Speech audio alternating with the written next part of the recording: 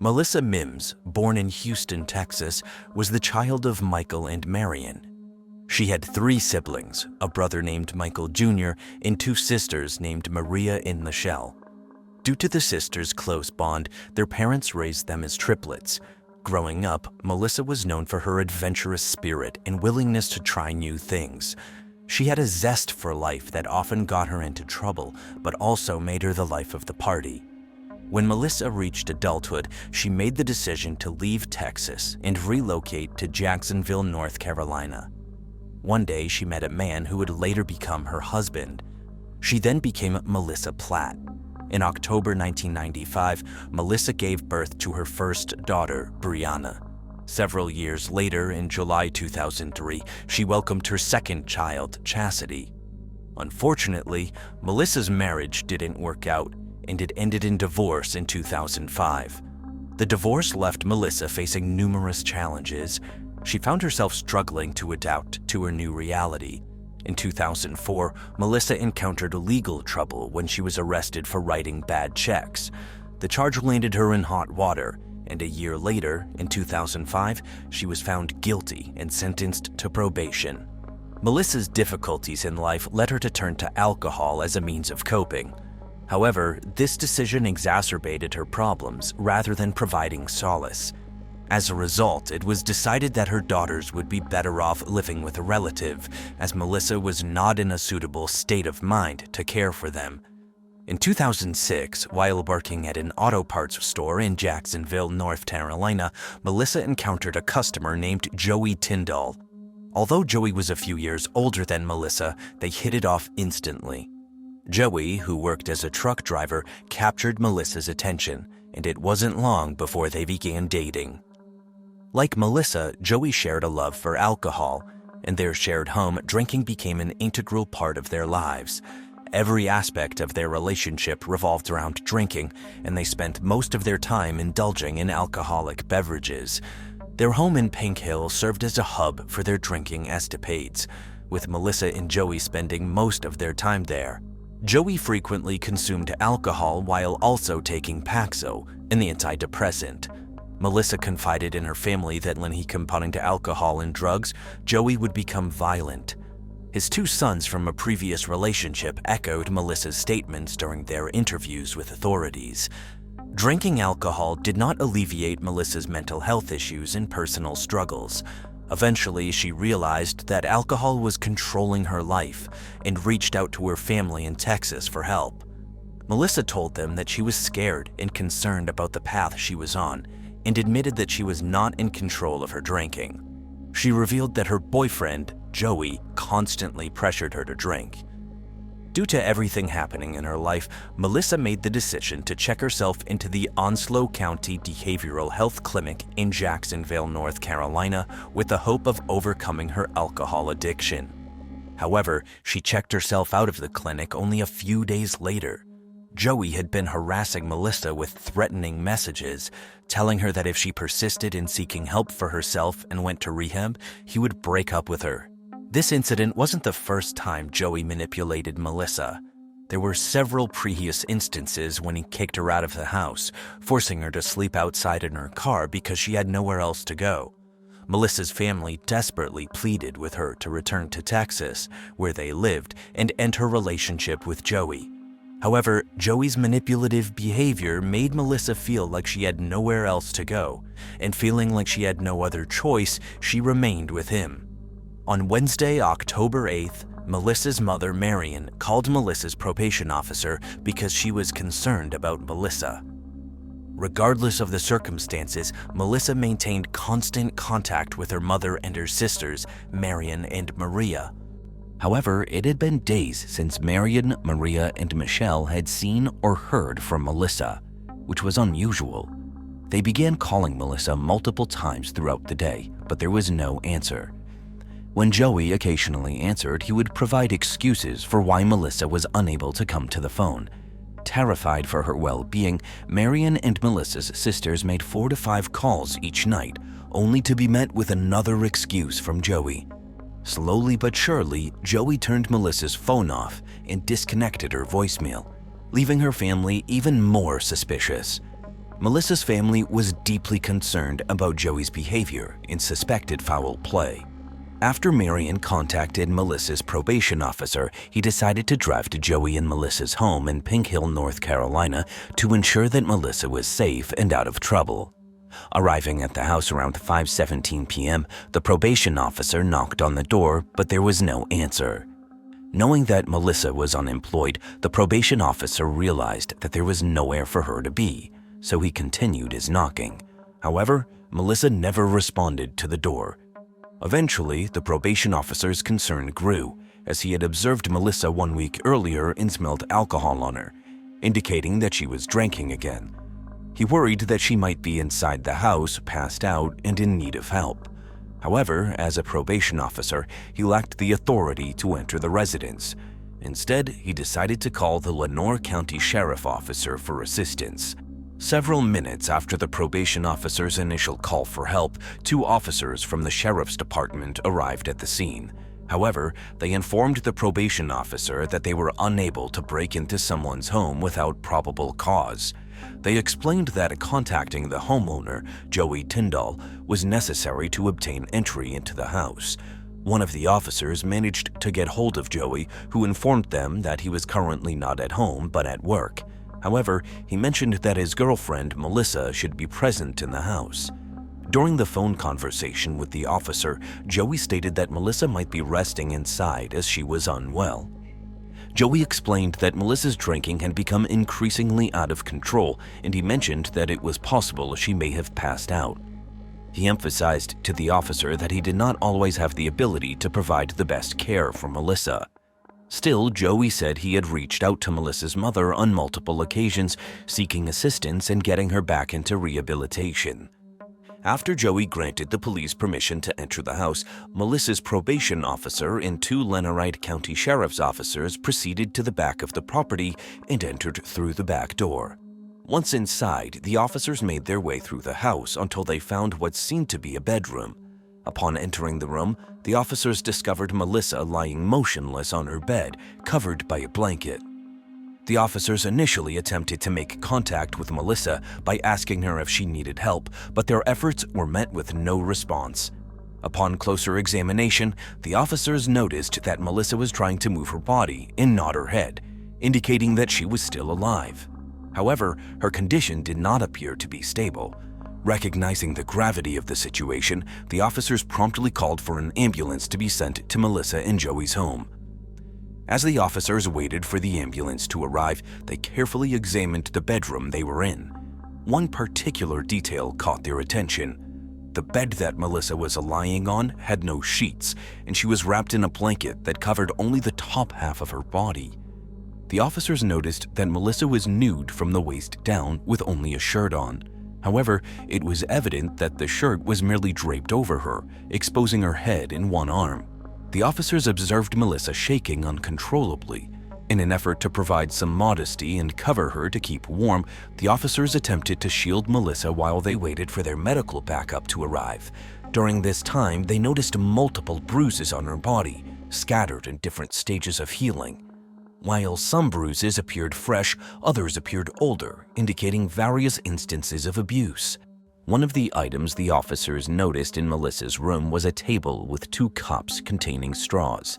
Upon closer inspection, the officers discovered that the cups were filled with alcohol.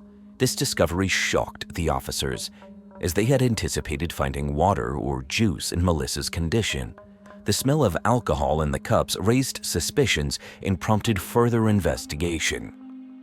With their suspicions raised due to the presence of bruises on Melissa's body, the officers decided to approach her to inquire about any potential abuse. Despite her immense pain, Melissa shook her head no in response to their question.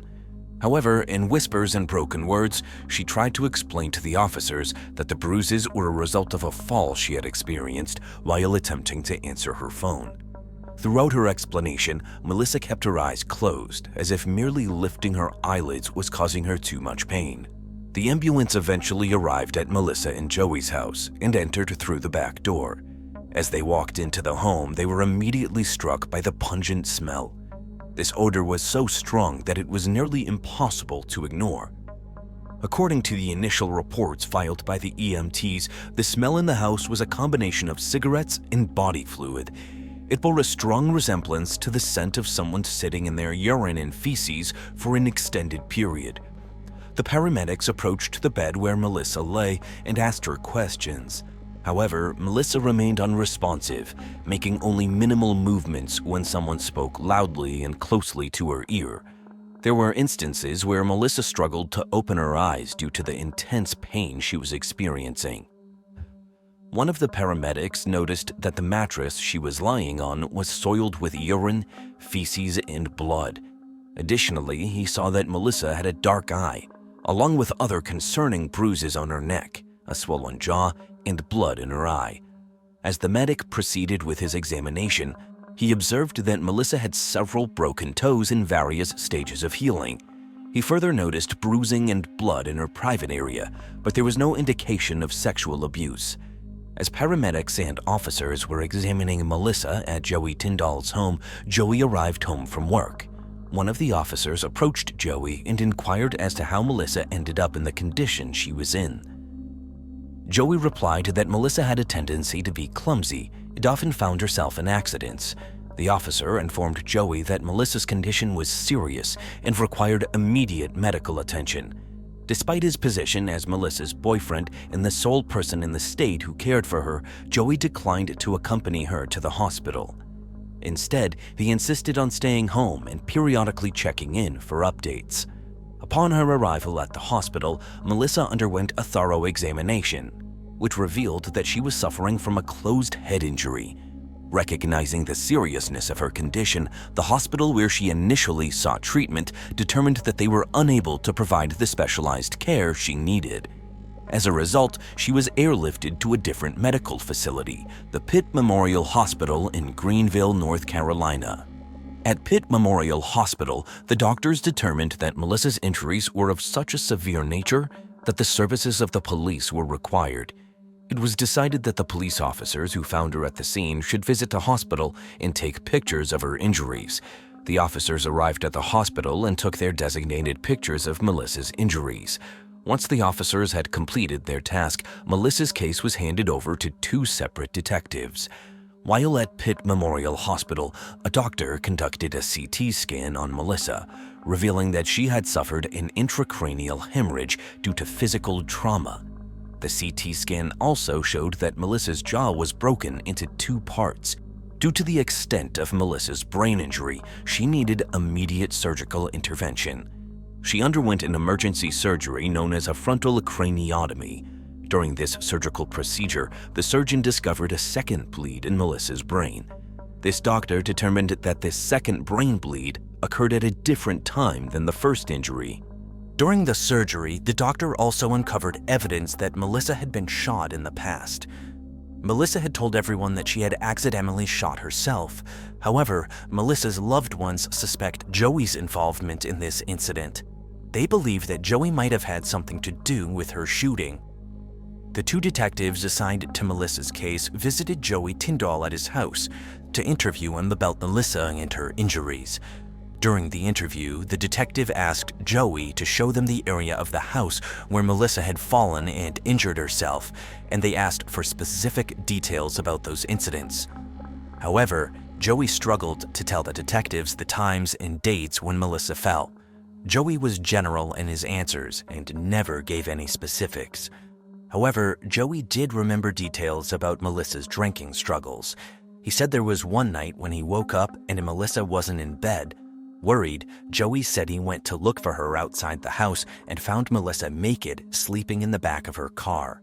According to Joey, Melissa had injuries on her body from running around outside and falling. The detectives also took the opportunity to consult Melissa's probation officer. He confirmed that he had seen Melissa 1 week before her hospitalization, but at that time, he did not notice any bruises or injuries on her. On November 17th, Melissa underwent a second surgery, during which it was determined that she had necrosis, a brain failure. Following the surgery, Melissa was conscious for a brief period but remained out of it. By early November, Melissa developed pneumonia, and by the end of the month, she required a third surgery due to spinal fluid in her brain. Melissa then began experiencing daily seizures, which escalated to seizures occurring every few minutes. On December 17th, it became evident that Melissa's condition was not improving. Following a difficult conversation, Melissa's loved ones made the heart-wrenching decision to remove her from the life support system. After spending 9 weeks in the hospital, Melissa passed away at 7:58 p.m., surrounded by her family. Just prior to her passing, the detectives paid a visit to Melissa. However, they visited her after one of her surgeries, and unfortunately, her responses made little sense. Melissa told the detectives that she had sustained her injuries in a car accident, though she also admitted being a bit clumsy.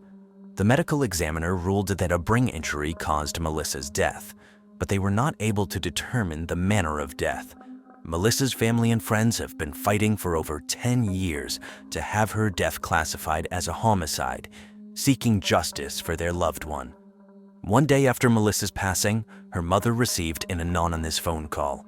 The person on the other end of the line informed her about Joey Tyndall's history of domestic violence and asserted that he had assaulted and abused women on multiple occasions. Furthermore, other women who had encounters with Joey encouraged Melissa's family to persist in pressing charges, as they were convinced that Joey was a bad person who needed to be apprehended. Upon learning this information, Melissa's family decided to investigate Joey's background. Melissa's family was informed that Joey Tyndall's 2 previous marriages ended in divorce. In 2001, his first marriage came to an end after an incident where he allegedly pointed a gun at his ex-wife. Their 2 sons, who witnessed the incident, corroborated their mother's story. As a result of this attack, his ex-wife sought a restraining order, but it was dismissed by the court 6 months later. Joey's second marriage, which lasted a mere 7 months, came to an end when Joey's ex-spouse obtained a restraining order against Joey due to allegations of domestic violence.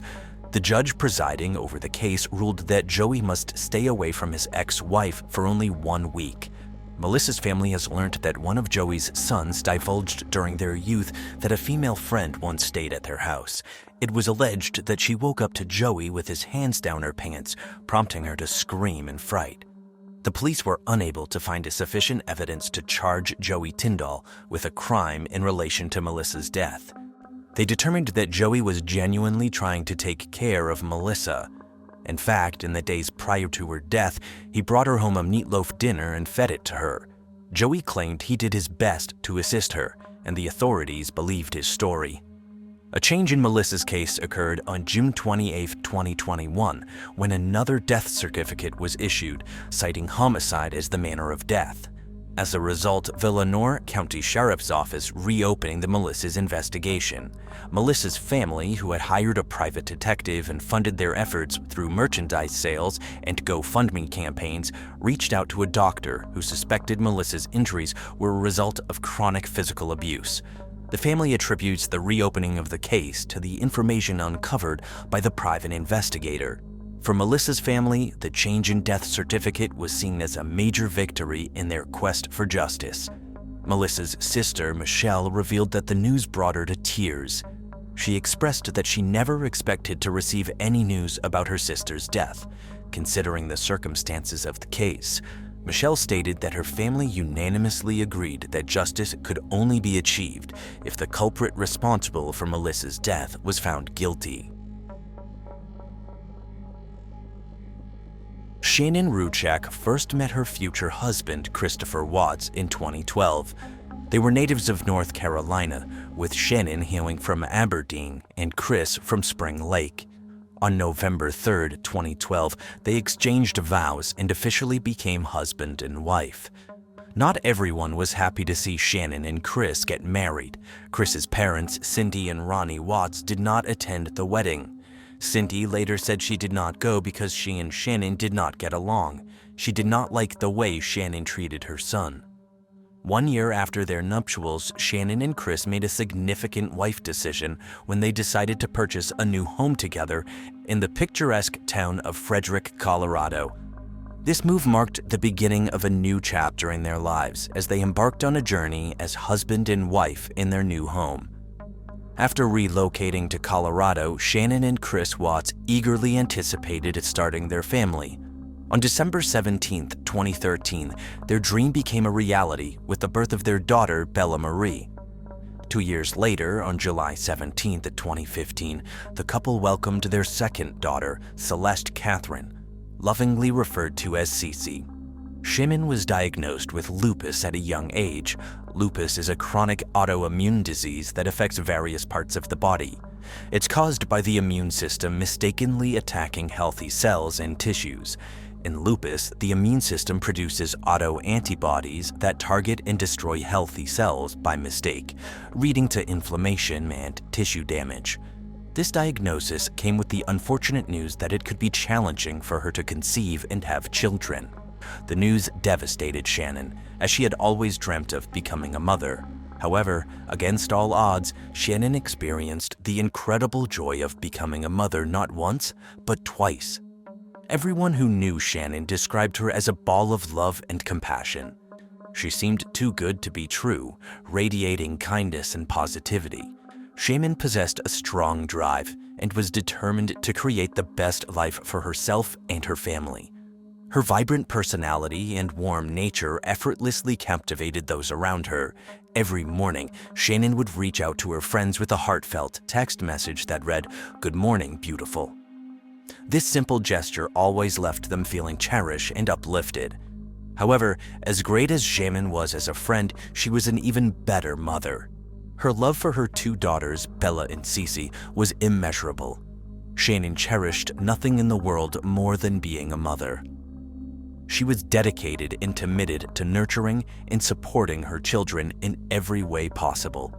Bella, Shannon and Chris's oldest daughter, was a nurturing little girl who loved taking care of her younger sister, Cece. From a young age, Bella demonstrated an innate desire to look out for her little sister. Cece, on the other hand, was known for her energetic and vibrant personality. Described as a firecracker, Cece effortlessly brought joy and laughter into everyone's lives.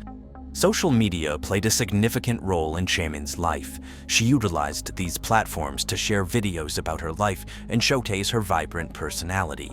Her friends and family enjoyed watching these videos, which provided a glimpse into her daily life and the lives of her daughters. In many of her videos, Shannon expressed her admiration for her husband, Chris. She once posted a video in which she stated, "Chris is the best thing that has ever happened to her." This declaration of love painted a picture of Chris as a devoted husband and caring father. While Shannon's friends and family admired her happy marriage, they also noticed that Chris kept to himself. They found it difficult to connect with him on a deeper level. Despite this, they all accepted Chris's presence, knowing that Shannon was completely head over heels in love with him. In June 2015, Shannon and Chris filed for bankruptcy. The couple faced significant financial challenges, including a large mortgage payment, car payments, loans, and medical bills. Additionally, they had accumulated a substantial amount of credit card debt. At the time of the bankruptcy filing, Chris was employed at Anadarko Petroleum, while Shannon was employed at a children's hospital call center. By 2016, Shannon had embarked on a new career as a consultant for an MLM company, Lavelle. Her role involved selling a nutritional supplement called Thrive, which was delivered through a patch. Shannon's enthusiasm for her job was evident.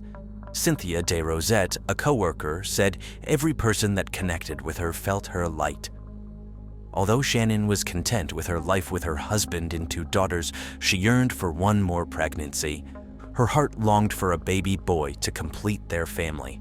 In spring 2018, Shannon received an unexpected yet delightful surprise when she discovered she was pregnant for the third time. The news filled her with excitement and anticipation. Wanting to capture her husband's reaction, Shannon devised a plan. She decided to surprise Chris by telling him the exciting news on May 28th. As she awaited his arrival, Shannon dressed in a short that displayed the words, "Whoops, we did it again," a humorous play on Britney Spears' hit song, "Oops, I Did It Again." In the video, Chris can be seen entering the room, completely oblivious to the surprise awaiting him. He appeared shocked and caught off guard, and not necessarily happy. After further testing, Shannon discovered she was having a baby boy. Shannon and Chris were overwhelmed with joy. They decided to name their little bundle of joy Nico. When Bella and Cece, Shannon's daughters, heard the news that they were coming to be big sisters, they were so excited. During the summer of 2018, pregnant with Nico, Shannon traveled to North Carolina to spend time with her family. Chris, on the other hand, stayed behind in Colorado for work.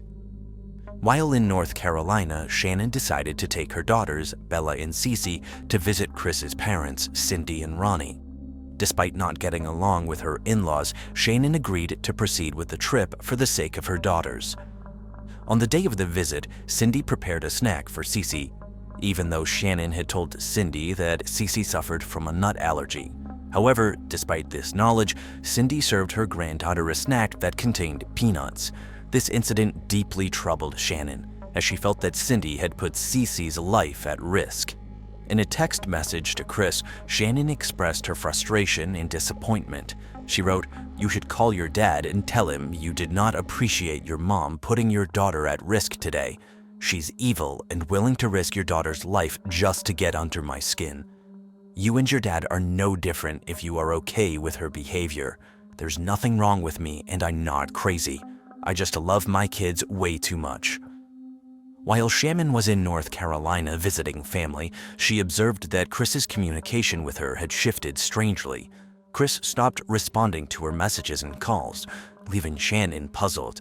When she inquired about the matter, Chris shared that he had taken on additional responsibilities at work due to the arrival of new employees. However, he insisted that the situation was not cause for concern.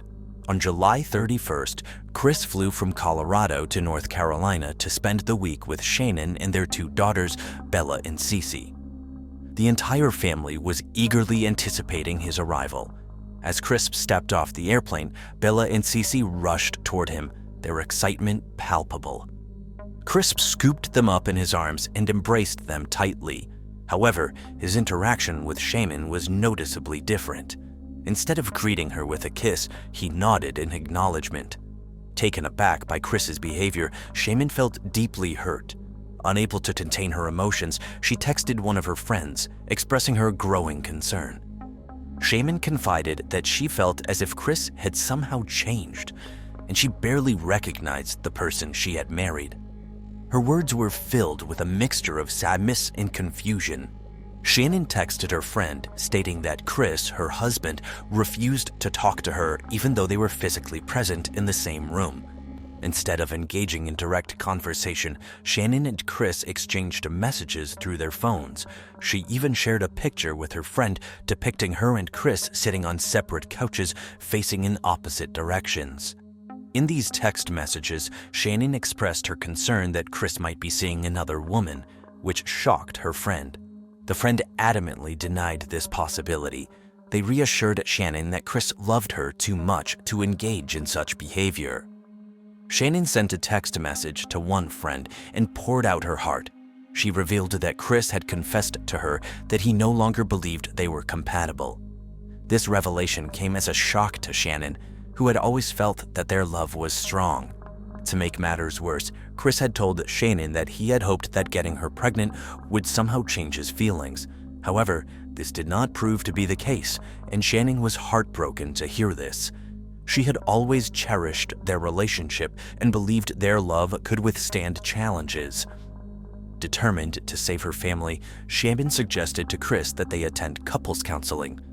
She knew their relationship was in trouble and believed professional guidance could help them navigate their difficulties. However, Chris flatly refused. Shannon was willing to make compromises and do whatever it took to save their relationship. However, she quickly realized that Chris was unwilling to reciprocate. Despite her best efforts, Shannon realized that there was simply nothing Chris wanted or was willing to compromise on. After returning home to Colorado from a trip to North Carolina, Shannon, Chris, and their daughters settled back into their usual routine. However, Shannon's stay was not prolonged, as she soon found herself embarking on another journey to Arizona for a business trip. During her stay in Arizona, Shannon's friends noticed a shift in her demeanor. Instead of her usual cheerful disposition, she seemed confused and distressed. One evening, while staying in their hotel room, Shannon divulged her concerns to her friends.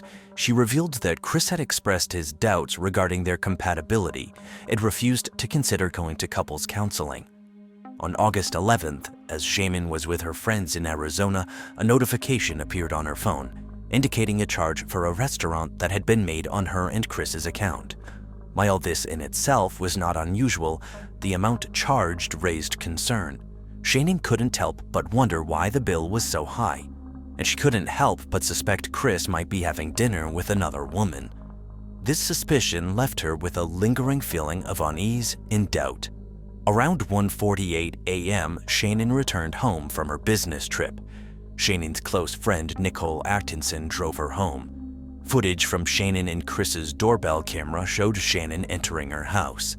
On August 13th, Shannon's friends woke up concerned about her because they hadn't received her usual good morning messages. They knew that she had an important appointment at the OBGYN scheduled for 9:30 a.m., and they knew that Shannon would never miss that. However, when Shannon missed a business meeting at 12:30 p.m., Nicole Atkinson, one of her closest friends, became very concerned. Nicole knew something was wrong when no one had heard anything from Shannon all day. She couldn't shake the feeling that something was not right. Feeling a sense of urgency, Nicole made the decision to drive to Shannon's house. As she approached her house, her stomach sank. Shannon's van was parked in the garage, and the shoes she wore every day were by the front door. Nicole knocked on the front door of Shannon's house, hoping she would come out and explain that she had overslept and was tired from her flight the previous day. However, Shannon never responded. One of Shannon's friends contacted her husband, Chris, to inform him that they were unable to get in touch with her. Chris assured them not to worry, as he believed that Shannon might have taken their daughters to a friend's house. His response puzzled Shannon's friends, as they were all in contact with one another, and none of them knew her whereabouts. Shannon did not have any plans to meet with any of them.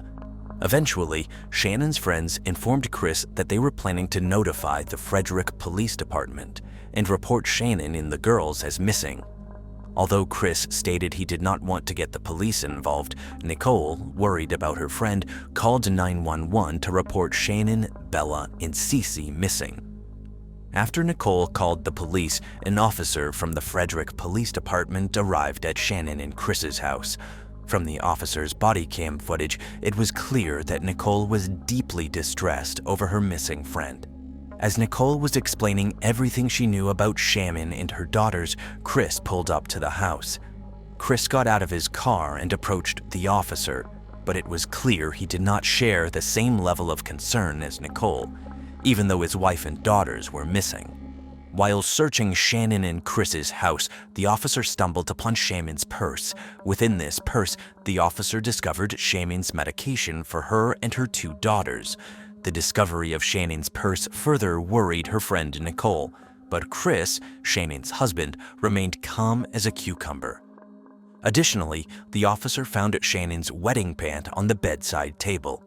The officer and Chris walked to a neighbor of Shannon's and Chris to review footage from their security camera. This camera was positioned in such a way that it captured part of Shannon and Chris's driveway and garage. In the footage, Chris is seen opening the garage door, moving around, and leaving the home at 5:28 a.m. As they watched the footage on the TV screen, Chris's demeanor began to change. He started to appear nervous and fidgety, as if he didn't enjoy whatever he was seeing on the screen. Even Chris's neighbor picked up on his strange behavior. When Chris left the house, the neighbor leaned into the officer and expressed doubts about Chris's behavior. The neighbor mentioned that he didn't think that Chris was acting right. Shannon's friends were concerned about her well-being and wanted to initiate a search for Bella and Cece as soon as possible. However, Chris had a different opinion, discouraging them from joining the search. His response worried Shannon's friends, as they could not comprehend his lack of worry for his wife and daughters. Officers canvassed Shannon and Chris's neighborhood, going door to door to ask if anyone had seen Shannon or anything unusual. By the following day, the FBI and the Colorado Bureau of Investigation joined the search for Shannon, Bella, and Cece. The Boulder Police Department also provided cadaver dogs, which handlers used to search the property and inside the house. As the officers searched the inside of the home, one handler remarked that they smelled the cleaning solutions and thought the house looked too clean. This comment raised suspicions and caused the officers to take a closer look at the cleanliness of the home. The presence of cleaning solutions suggested that someone had taken steps to conceal evidence or clean up any potential clues.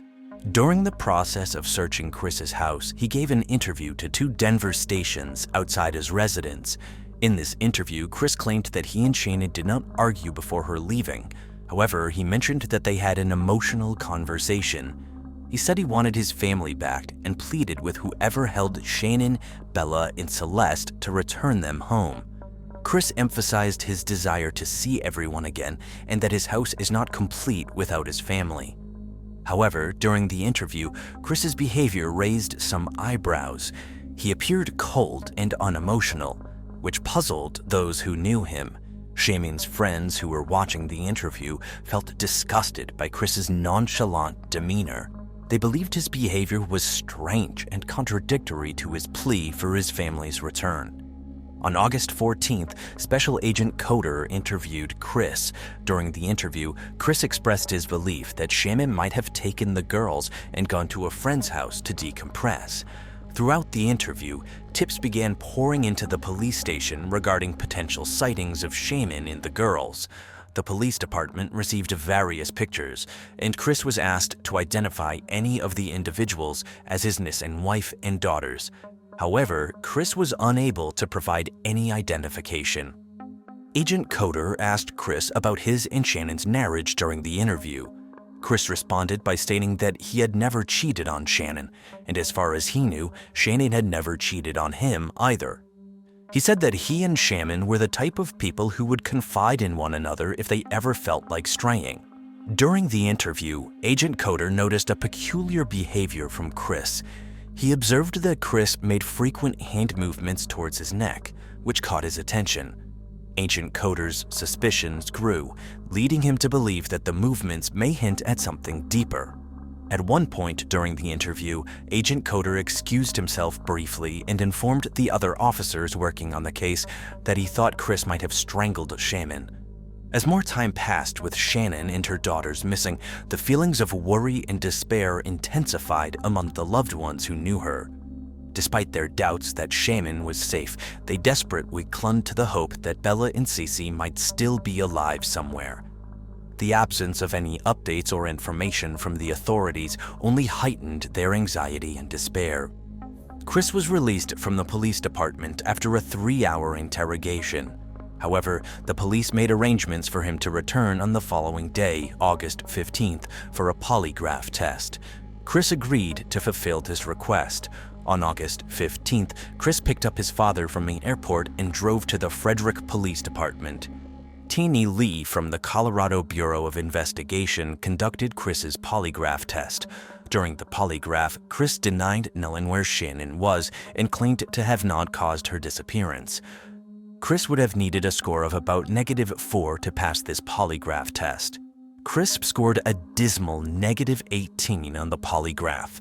This outcome left the detectives convinced that Chris was responsible for the deaths of his wife and daughters. However, they still needed to persuade him to admit it. The special agent, a highly skilled coder and polygrapher, Teenie Lee, confronted Chris regarding his failed polygraph results. He admitted that he did not physically harm Shannon, but acknowledged that he caused her emotional pain. Furthermore, he confessed to having an affair with a coworker named Nicole Kessinger. Chris expressed regret for his infidelity and stated that he had never anticipated engaging in such behavior. However, he denied any involvement in causing his family's disappearance. A little while into the interview, Chris requested the presence of his father, Ronnie. The officers were initially skeptical, fearing that allowing Ronnie into the interview room could lead to Chris seeking legal representation. However, they took a risk and allowed it anyway, hoping that his presence could get Chris to confess. In the interrogation room, Chris met with his father and admitted to murdering Shannon. However, he claimed that he did it only because she had hurt their daughters Bella and Cece. Upon hearing this excuse, Shaman's friends knew he was lying. They knew that Shaman would never harm her daughters, as she loved them deeply and was looking forward to giving birth to her first son, Miko. Chris admitted to burying Shaman in a shallow grave at one of his work sites. He also said that he had disposed of the bodies of his daughters in oil tanks. However, even after being arrested and taken into custody, he continued to deny that he ever hurt them. The detectives did not believe for a moment that Shannon had hurt her daughters. Eventually, Chris pleaded guilty to avoid the death penalty. As punishment, it was sentenced to life in prison without parole. At Chris's sentencing hearing, the judge made a bold statement regarding the heinous crime he had committed. Chris stated that this crime was by far the most inhumane and vicious one he had encountered out of the thousands of cases he had dealt with in his career. A few years later, Chris admitted to having murdered Shaman, his wife, in their bed. Chris stated that he had strangled her after she confronted him about an extramarital affair and threatened to take their daughters away. Then, Chris put her body in his truck and drove it along with his two daughters to his work site. Once there, Chris claimed that he took the lives of his two young daughters one by one. This grim revelation revealed that one daughter had to witness the death of her sister before succumbing to the same fate. Diana Lovejoy and Greg Mulvahill met in 2005 through an online dating site. Because they both lived far away from their families, they quickly bonded, and soon after meeting, their relationship became serious. They moved in together and lived in San Diego. Growing up, Diana had a passion for athletics and fitness. She played sports in high school, and as she grew older, she became a competitive triathlete. Fitness and the outdoors played a significant role in Diana and Greg's relationship, as they both shared a love for being in the fresh air. San Diego, California emerged as a major player in the tech industry in the 2000s, and Diana and Greg were among those who took advantage of the abundant job opportunities that arose. Diana and Greg were highly skilled and successful in their respective roles. Those who worked with Diana described her as highly dependable. In 2007, 2 years after Diana and Greg first met, they made the decision to say "I do" and embark on a new chapter in their lives as newlyweds. Their honeymoon destination of choice was Costa Rica, where they had the opportunity to attend surf school. During the early days of their marriage, Diana and Greg thoroughly enjoyed their time together. They embarked on countless adventures. The newlyweds shared zest for life and embraced every opportunity that came their way. After getting married, Diana and Greg relocated to Carlsbad, a beautiful suburb north of San Diego. This location offered lagoons, hiking trails, hills, and remote spots. Diana was particularly captivated by the area and instantly felt a sense of happily ever after when she moved into her dream home. She loved being surrounded by the picturesque landscapes and tranquil surroundings. Carlsbad provided the perfect setting for Diana and Greg to start their new chapter of life. 3 years after they exchanged vows, things began to change in Diana and Greg's relationship. Diana believed she had fibromyalgia, a chronic condition that affects millions of people worldwide. Fibromyalgia is characterized by widespread pain, tenderness in specific areas throughout the body. While the exact cause of fibromyalgia is not known, there are several factors that may contribute to the development of this condition. The fibromyalgia presented a significant challenge for Diana and Greg's marriage. Diana had always been highly motivated and active, driven by her passion for working and pursuing adventurous endeavors. These limitations imposed by fibromyalgia, such as the need for reduced stress and rest, were difficult for her to come to terms with. This sudden change in her lifestyle posed significant challenges for their dynamic as a couple. In 2011, Greg took Diana on a vacation to Santa Cruz, California to help her relax and get her mind off her illness. Greg was a loving husband who deeply cared for Diana and recognized the burden that fibromyalgia was having on her. The condition had significantly impacted Diana's well-being, leaving her with constant muscle pain and fatigue that severely limited her energy. As a result, she faced challenges in maintaining her job. The ongoing struggle with her health eventually compelled Diana to step away from her career. This decision allowed her to dedicate more time and energy to managing her fibromyalgia symptoms. Diana began spending more and more time at home in Carlsbad. There was nothing more Diana desired in life than to be a mother. She wanted to love a child and raise them to be confident and happy. Diana and Greg tried for years to have a baby. Unfortunately, Diana had several miscarriages. Losing these pregnancies was hard on Diana, not only physically but emotionally. Even though Diana didn't have children, she did have 2 cats, Lammy and Turtle, who she loved very much. One day, Turtle became ill and passed away. To help Diana through this time, Greg adopted a kitten for her. She named the cat Taffy. Greg's gift helped Diana immensely. After years of unsuccessful attempts to conceive, Diana was shocked to discover she was pregnant. Greg was overjoyed and couldn't wait to become a father. Diana shared the same sentiment, as she felt her dream of becoming a mother was gradually becoming a reality. In September 2012, Diana gave birth to a baby boy. Greg took time off work to bond with the baby after he was born. Being a father was something that Greg truly enjoyed. He cherished every moment he got to spend with his son. Diana was always concerned for her son, wanting him to be healthy and happy. However, as time went on, she began to suspect that her son might suffer from a similar illness to fibromyalgia that she had. Greg firmly believed his son was healthy and saw no need for concern. Even though Diana and Greg had different thoughts on their son's health, Diana remained steadfast in her conviction that their son struggled with an illness. She began conducting extensive research and discovered a drug called guaifenesin, similar to Mucinex and commonly used to treat chest infections. Some people had claimed that this medication could help alleviate the symptoms of fibromyalgia. Upon learning about guaifenesin, Diana was determined to administer high doses of it to her son.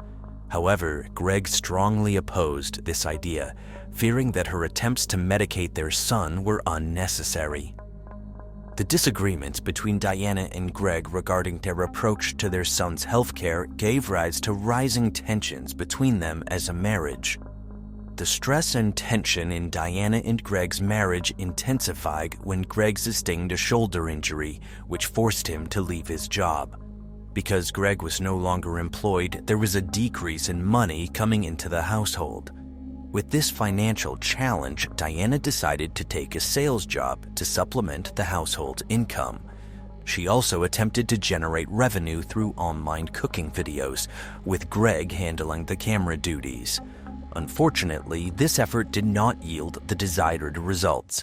Additionally, Diana participated in promotional videos featuring kitty litter, but this also failed to provide a significant financial boost. By the time Diana and Greg's son turned 2, they were fighting all the time and still butting heads over their son's health. Their relationship was in serious trouble. Diana vented to coworkers that she felt Greg was unhelpful and unsupportive. In July 2014, Greg found himself being questioned by a police officer regarding allegations of abuse made by Diana. According to the officer, Diana had filed several police reports regarding Greg's actions. As a result of these accusations, Greg was removed from the family home while Diana and their son were allowed to stay. Diana confided in a close friend about the alleged assault she had experienced at the hands of Greg. She revealed that the incident had occurred while she was sleeping. According to Diana, the medication she took made her tired, and as she gradually regained consciousness, she noticed Greg touching her without her consent. Moreover, Diana brought forth additional accusations against Greg, accusing him of sexually abusing their son. After Diana made these accusations, Child Protective Services became involved. Greg vehemently denied Diana's allegations and maintained that Diana was only making such accusations because Greg disagreed with her regarding their son's alleged medical condition. As a result, Greg filed for divorce from Diana and sought custody of their son. Detectives looked for evidence Greg abused Diana and their son. A judge ordered Greg and the boy to undergo psychiatric evaluations. Diana confided in friends about her frustrations because she said it was Greg's word against hers. The evaluations determined there was no indication that Greg was abusing his son. Furthermore, the detectives found no evidence saying Greg abused Diana either. After the case was dropped and the allegations against Greg were cleared, he was given 50-50 custody of his son, which deeply upset Diana. Diana and Greg continued with the divorce proceedings, with Diana maintaining her focus on being the best mom possible to their son. She was determined to distance herself from Greg in the accompanying drama and to embark on a fulfilling new life. In an agreement, Diana resided in the house and agreed to pay Greg for his share of the property. By 2016, things seemed to be running smoothly between the estranged couple. They had successfully negotiated an amicable custody agreement, allowing each of them equal access to their son. However, on September 1st, 2016, everything changed when the Carlsbad Police Department received a phone call from Jason Kovac, a friend of Greg's. Jason reported that Greg had been shot several times and was bleeding profusely. A patrol officer from the Carlsbad Police Department was on patrol when Jason Kovac's 911 call reached dispatch, reporting Greg's shooting. The officer immediately responded to the call and found Jason and Greg on the side of the road. Jason informed the officer that the incident had occurred approximately half a mile from their location. Upon evaluating Greg's condition, the officer realized that waiting for an ambulance would be detrimental to his survival. Therefore, the officer decided to take Greg into the back of his vehicle and swiftly drove him to the hospital. In the meantime, within minutes of the officer's arrival, the SWAT team descended on the scene and began a search of the area for the shooter. Despite their best efforts, the team was unable to locate the individual responsible for the shooting. Back at the hospital, Greg was being rushed into emergency surgery, where the medical staff saw he had a gunshot wound to his chest. Greg made it through the surgery. However, he was placed on life support afterward in the hopes he would wake up on his own. As Greg recuperated in the hospital, the detectives had the opportunity to interview his friend Jason Kovac, who was in a state of shock and fear. However, Jason seemed eager to explain what had happened to Greg. According to Jason, Greg had called him seeking assistance the night in question. Greg had told Jason that he had received a call from a private investigator who claimed to have important information and documents that would be of help to him in his custody and divorce proceedings with Diana. Although the private investigator did not leave his name, he gave Greg a specific meeting time and location. Despite Greg's initial apprehension about the call, his curiosity got the better of him, and he requested Jason to accompany him, serving as backup in case anything untoward occurred. Jason, concerned about Greg's well-being, readily agreed to go along. Together, they armed themselves with a flashlight and a child's baseball bat. Greg and Jason arrived in the area indicated by the mysterious caller, only to realize that it was in a remote location. Adding to the challenge, it was pitch black out, with no streetlights and a total absence of the moon's illumination. This particular night happened to be a new moon, which occurs when the Earth is situated between the sun and the moon. blocking out the majority of the sunlight. As a result, the moon appeared dim and obscure in the sky, with only a small sliver of light visible.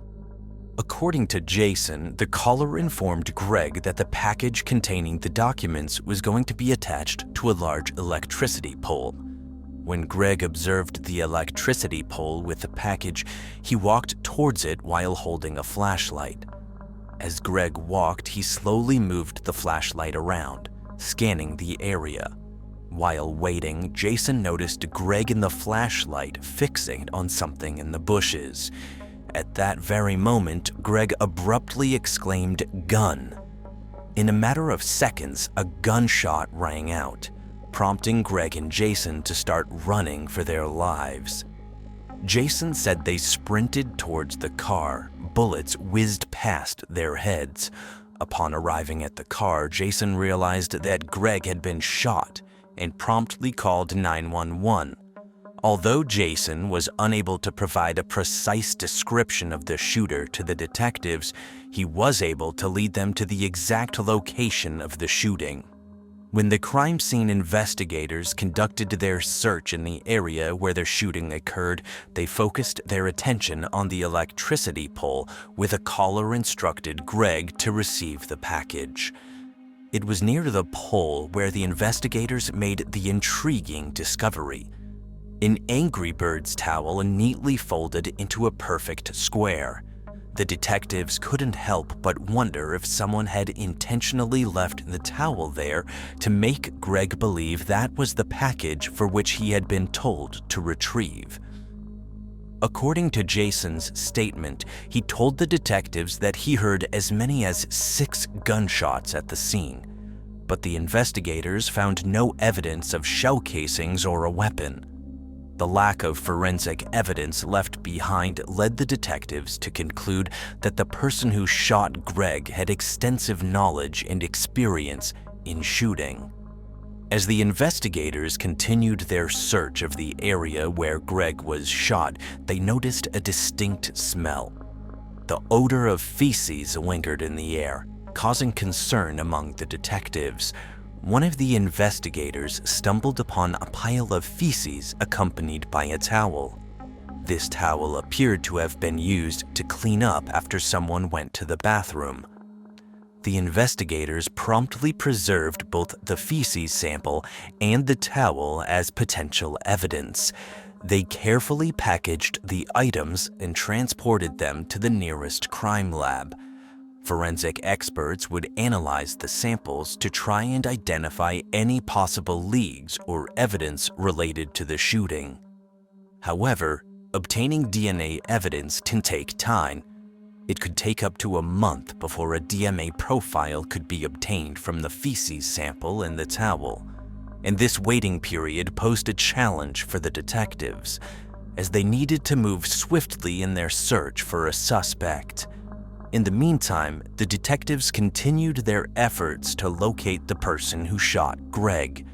They conducted thorough investigations, examining all available evidence and following up on potential leads. One area of focus was Greg's estranged wife, Diana Lovejoy. The detectives contacted Diana Lovejoy and summoned her to the police department for questioning. During the interrogation, the detectives asked Diana if she knew anything about a private investigator who had been in contact with her estranged husband, Greg, regarding documents related to their divorce. Diana denied having any knowledge of the matter and stated that she no longer converses with Greg. Furthermore, Diana had an alibi for the time Greg was shot, saying that she was at home with her son. Upon further questioning, Diana stated that she did not have any additional information to offer and was unable to identify any potential suspects. Greg remained on life support for 24 hours before unexpectedly waking up and starting to recover. When his condition had improved, he was interviewed by detectives. The detectives questioned Greg about his estranged wife, Diana, wondering if she could have been involved in the shooting. Greg acknowledged their past conflicts and the ongoing divorce and custody battle over their son. However, he expressed his doubt that Diana had the capability to carry out such a violent act. He said he had no enemies and no idea who could have been behind the shooting. During the initial stages of the investigation, the detectives managed to acquire the phone number that was used to lure Greg out to the remote area where he was killed. Upon closer examination, they discovered that the phone utilized a pay-as-you-go plan, revealing that it belonged to no one. However, the detectives were successful in acquiring information from the carrier, which showed that the cell phone was purchased at Best Buy near Carlsbad. One of the detectives promptly contacted the manager of that particular Best Buy and inquired whether they could provide details regarding the time the cell phone was purchased. Additionally, the detective asked about obtaining video footage of the person who bought the item. After spending hours sifting through hours of footage, the manager managed to find the parts that aligned with the time frame of the cell phone purchase. The manager then sent the footage to the detectives. As the detectives watched the video, they found the image to be grainy, but they were able to discern Diana Lovejoy, Greg's estranged wife, in the footage. This sighting solidified Diana as the prime suspect in Greg's shooting, and she was swiftly arrested during a traffic stop. During her arrest, Diana kept asserting she was innocent. After Diana was arrested, the detective questioned her regarding what she had purchased at Best Buy.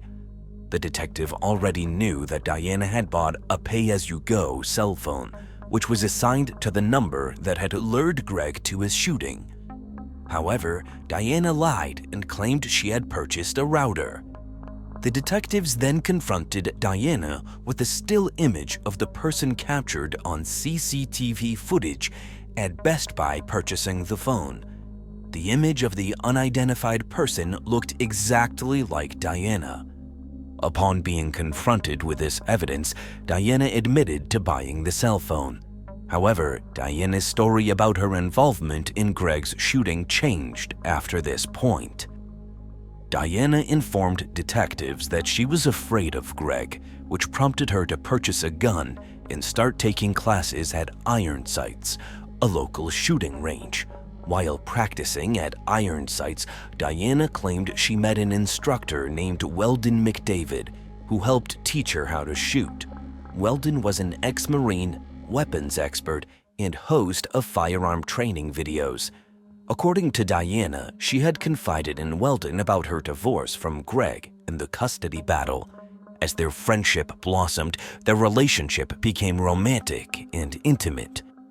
As Diana continued speaking with the detective, she revealed that she and Weldon had devised a plan to scare Greg to end his harassment.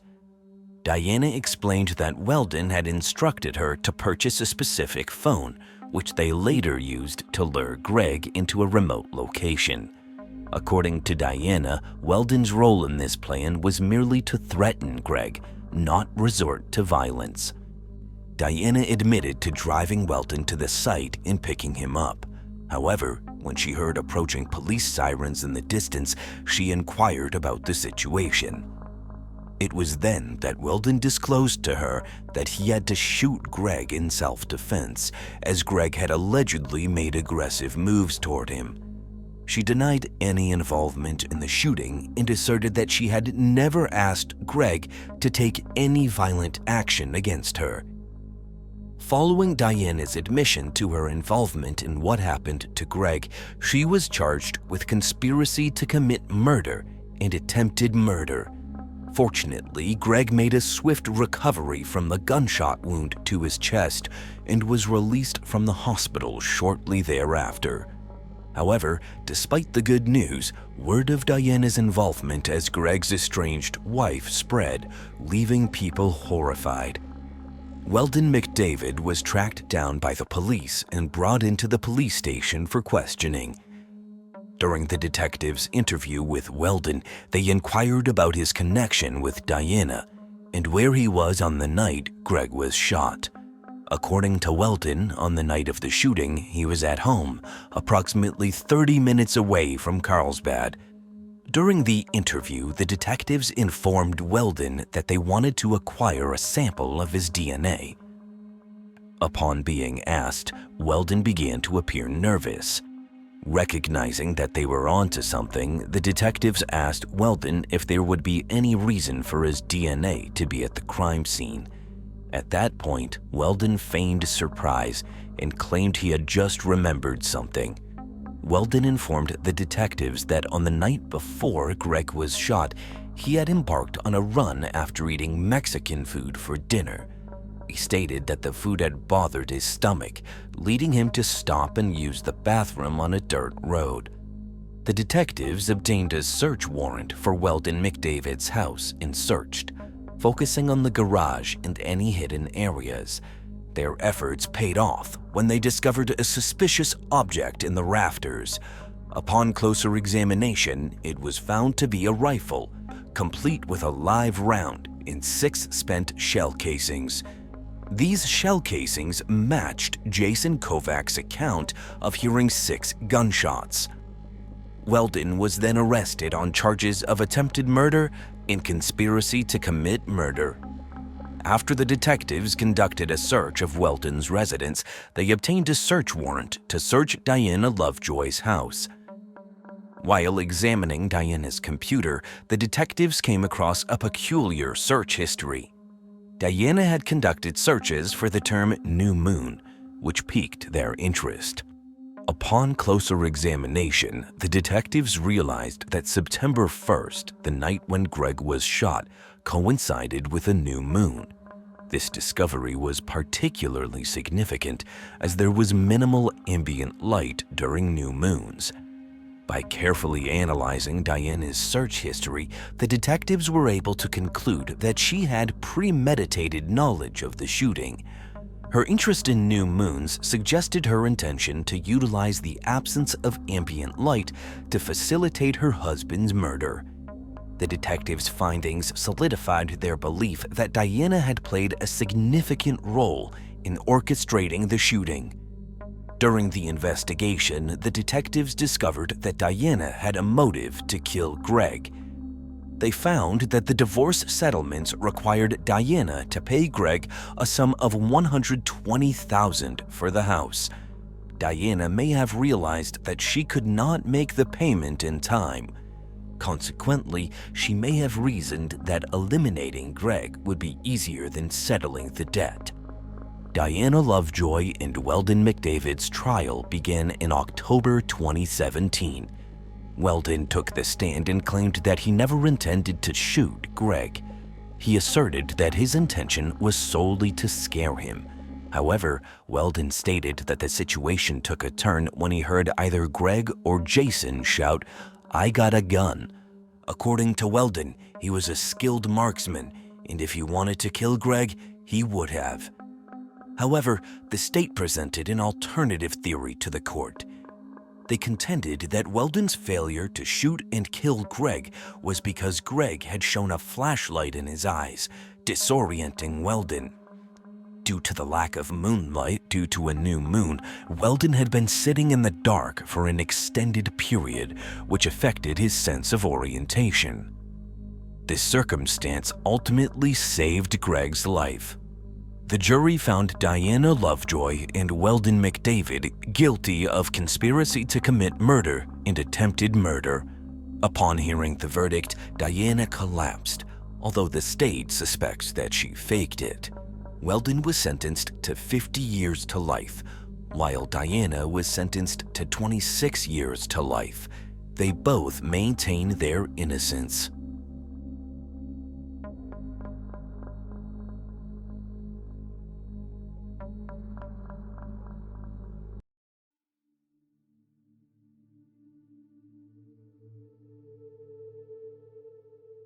Alexandria Allie Costiel, born on September 11, 1997 in St. Louis, Missouri, was the cherished daughter of Cindy and Keith.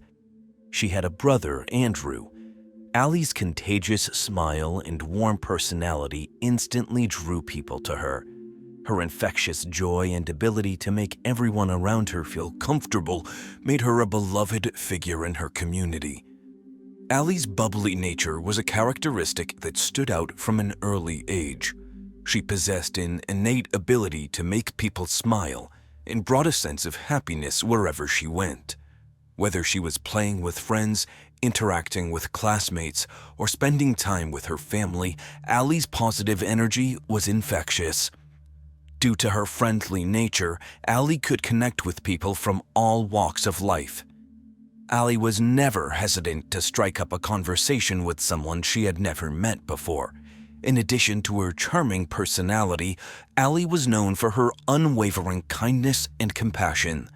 She was always willing to lend a helping hand or offer a listening ear to those in need. Allie attended Lindbergh High School, where she ran track and cheered. At Lindbergh High School, Allie met her best friend, Maddie Norris, and they formed an unbreakable bond. Their friendship went beyond that of mere acquaintances. They became sisters. They shared an unwavering trust and a deep emotional connection. Allie and Maddie had a zest for life and constantly sought new experiences and adventures. Together, they tackled challenges, laughed, and created memories that would last a lifetime. Another one of their favorite activities was spending lazy afternoons lounging on the couch, engrossed in a chick flick. Their favorite go-to movie was Legally Blonde, which they would watch repeatedly, each time finding something new to laugh at and enjoy. The lighthearted humor and relatable characters provided them with endless entertainment. When Allie obtained her driver's license, she and Maddie discovered the joy of the open road. They would often take to Allie's convertible with the top down and cruise through town, feeling the wind in their hair and the warm summer air on their skin. As their senior year approached, Allie was without a date for the upcoming prom. Although a few boys had asked her out, she hadn't been in a relationship or had a serious boyfriend. Feeling disappointed, she considered skipping the event altogether. However, Maddie made a plan. Maddie knew how much Allie wanted to attend prom and was determined to make things right. Without hesitation, she offered to accompany Allie as her date. Allie, touched by her friend's selflessness, readily accepted Maddie's offer. She wore a beautiful red dress that night. After Allie graduated from high school, she eagerly enrolled in the University of Mississippi, also known as Ole Miss, in Oxford, Mississippi. Ole Miss had always been Allie's dream school, and she had eagerly looked forward to attending it. What attracted Allie to Ole Miss was its large size and thriving community. As a sports fan, she particularly appreciated the college's strong football program, known for its rich tradition and community spirit. In the fall of 2006, Allie began her freshman year at the university, majoring in marketing and business. While Ole Miss boasted numerous attributes, one specific element drew Allie to the school. She had long dreamed of meeting a Southern boy, marrying him, and having children. To her, the grounds of Ole Miss offered the perfect setting for meeting her future partner. As Allie embarked on this new chapter in her life, she embraced the opportunities that Ole Miss presented. Ole Miss's size and sense of community allowed her to interact with diverse people. The vibrant campus atmosphere fostered a sense of camaraderie and belonging, and Allie eagerly participated in various events and activities the university had to offer. During her time at Ole Miss, Allie decided to join a sorority. Allie was a founding member of her sorority, Alpha Phi. Furthermore, Allie was the president of the Ole Miss Golf Club. In addition to academics, Allie embraced Ole Miss's rich traditions, such as the university's mascot, the Ole Miss Rebels. Attending Ole Miss proved to be a time of growth and friendship for Allie. Her friendly and kind nature made connecting with others easy, and her presence on campus quickly made her a recognizable face. One of Allie's college friends, Morgan Hull, was particularly impressed by her ability to maneuver furniture in her dorm room on the first day of freshman year. Despite being small, Allie displayed remarkable strength and determination, leaving Morgan in awe. While at a party on campus at Ole Miss, Allie met another friend, Eliza Brick. They hit it off instantly from the moment they met, as if they'd known each other for years. The connection was so strong that it seemed as if Allie and Eliza were destined to be friends. Sunsets had always captivated Allie's attention. There was something mesmerizing about the changing colors of the sky as the sun descended toward the horizon. Of all the colors that made up a sunset, pink held a special place in Allie's heart. It was not only her favorite color, but also one that made her feel calm and peaceful. There was something about the soft, delicate hues of pink that reminded her of the tranquility and beauty of nature. Allie's love for sunsets was so strong that she made it her mission to capture as many stunning shots of this natural phenomenon as possible. She was determined to share her appreciation for the beauty that surrounded her with the rest of the world. So Allie created an Instagram account dedicated to showcasing her collection of sunset photos. While Allie was out one night at a bar downtown Oxford, she met a boy named Brandon Thiesfeld from Fort Worth, Texas. Allie was immediately drawn to Brandon, thinking he was cute, and developed a crush on him. She invited him to many of her sorority dances. As time went on, Allie's feelings for Brandon grew stronger. Brandon was born into a loving and Christian family. He had a privileged upbringing as his father was a prominent doctor in Fort Worth. Growing up, Brandon had a typical Texan childhood. His favorite activities included hunting, fishing, and soccer. If an activity involved the outdoors, Brandon was eager to participate. During one school break, Maddie Norris, Allie's best friend from St. Louis, Missouri, came to visit Allie in Oxford, Mississippi. Maddie was eager to meet Brandon, as Allie constantly gushed about him.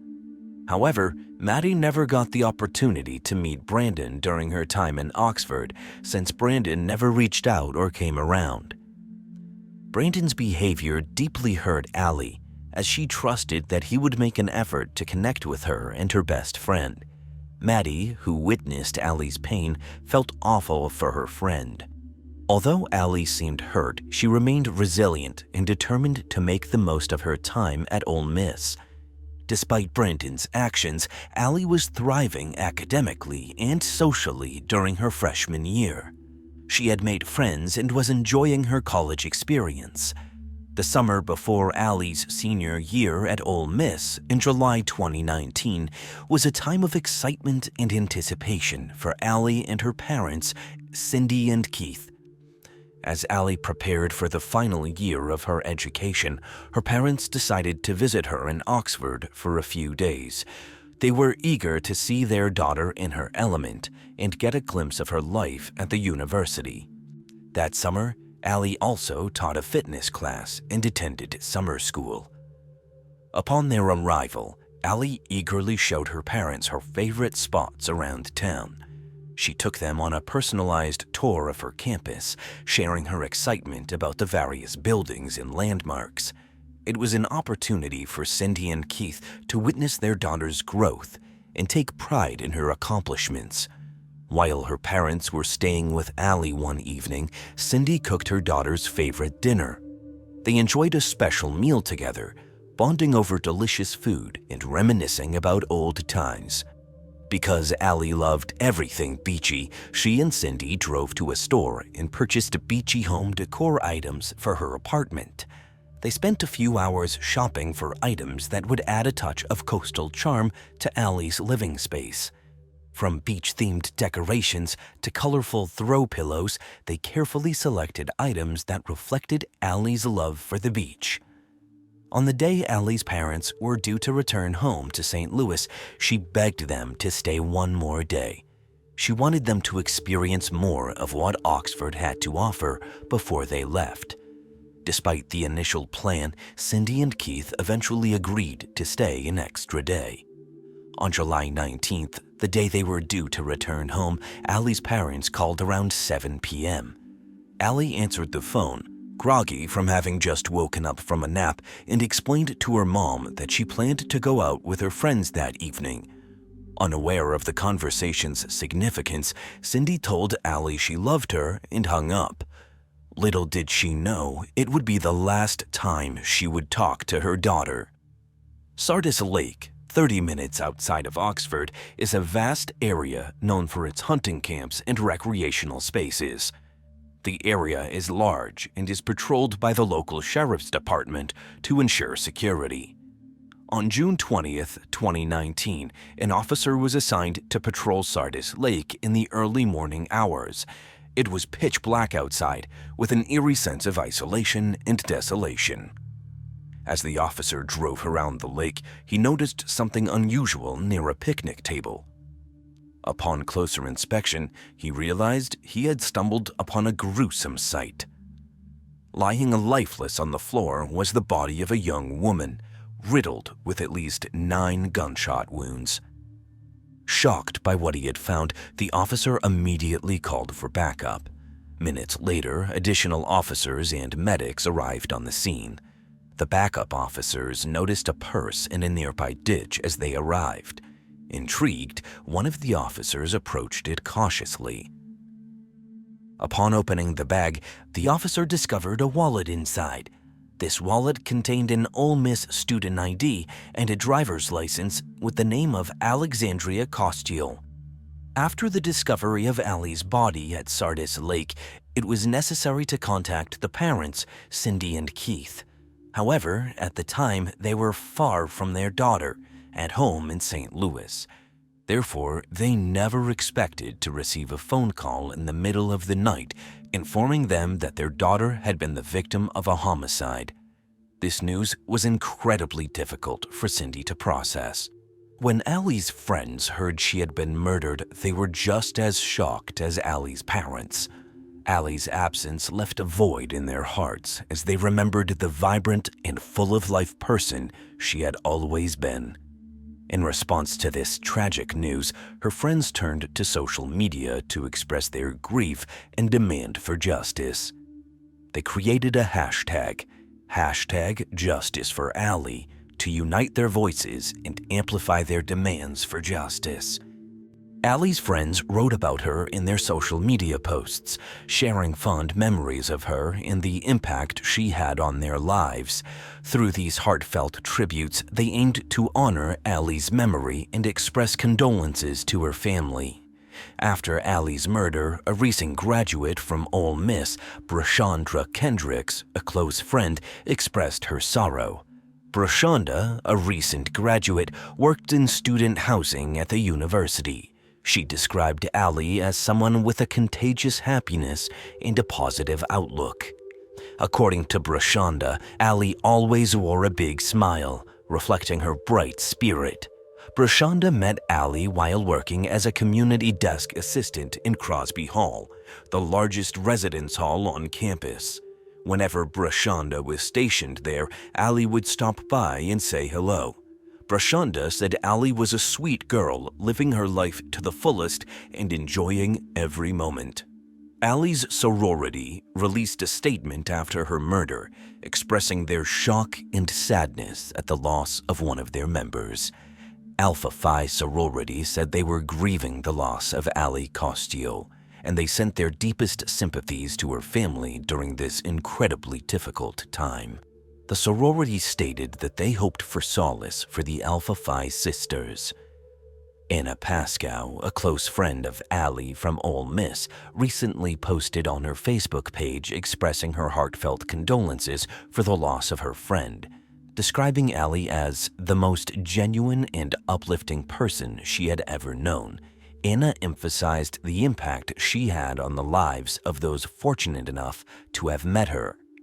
A member of the Lindbergh High School cheerleading squad, Emily Groh, took to Twitter to express her shock and sadness at Allie's murder. She described their time together on the cheerleading squad as an honor and emphasized how brightly Allie shone with her positive attitude. Emily expressed her regret at not having had the opportunity to get to know Allie better.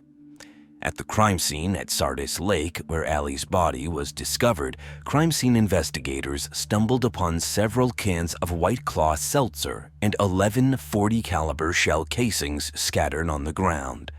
A ballistic expert was called to analyze the scene and determine what happened. The expert's analysis revealed that whoever had killed Allie had been sitting opposite her on the picnic table benches when they fired the first shot. However, after firing the first shot, the shooter stood up and began to circle the table, getting closer to Allie as they went. With every step closer to Allie, the expert theorized the shooter fired at her. One of the rounds fired by the shooter missed its target and got stuck in the wooden picnic table.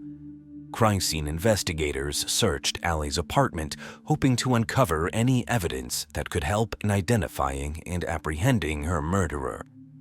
One of the items discovered during the investigation was Allie's Apple Watch. However, despite this discovery, the police were unable to locate Allie's phone at the crime scene or her apartment. Curiously, however, some of her messages from the night before her murder inexplicably synced with her watch. As investigators delved into the content of these messages, they discovered that Allie had been engaged in lengthy conversations with Brandon Thiesfeld. It became apparent from the messages that Allie and Brandon had plans to meet up. The detective assigned to Allie's homicide case decided to reach out to Brandon early on Sunday, the day after Allie's murder. He requested an interview and asked Brandon to meet him at the police station. Brandon told the detective he could not meet that day, but offered to meet the detective the following morning at 8:30 a.m. However, 8:30 a.m. arrived on Monday, and Brandon failed to show up for the scheduled interview. After Brandon did not show up for his interview at the police station regarding Allie's murder, the police started to track his cell phone. The data from Brandon's cell phone showed he was headed on Interstate 55, driving toward Memphis. Because it appeared to the police that Brandon was fleeing, they secured an arrest warrant and sent out a BOLO for his vehicle. Brandon's car had a unique tag, "Take It," so his truck was easily identifiable. 2 hours after the BOLO on Brandon was released, the Memphis Fugitive Task Force spotted his car at a gas station. Brandon was sitting in the car at a gas pump.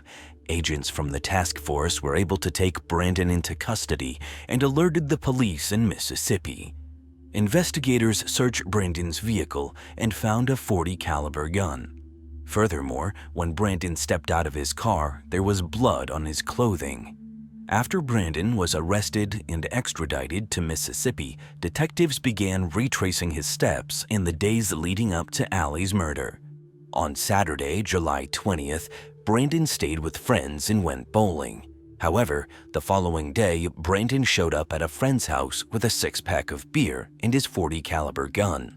The friend told the detectives that he and Brandon stayed up talking for a bit, but on Monday, when the friend woke up, Brandon was gone. During the investigation of Brandon, the detectives discovered that he had never engaged in any physical altercations and had no history of violence. The detectives also gathered information from Brandon's friends and Allie's loved ones, who revealed that the couple first met at a local bar in Oxford during their freshman year and started casually dating. However, things took a turn for the worse during their sophomore year. Allie's loved ones noticed a change in her attitude towards the relationship, indicating that she appeared more interested in it than Brandon. This difference in interest eventually led to friction between the two, with Brandon blocking Allie from contacting him because she would frequently go out and drink and call him. After a year had passed, Brandon and Allie reconnected during the summer before Allie's senior year.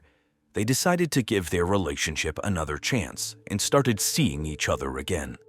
In Allie's murder case, Brandon was charged with capital murder and faced the death penalty.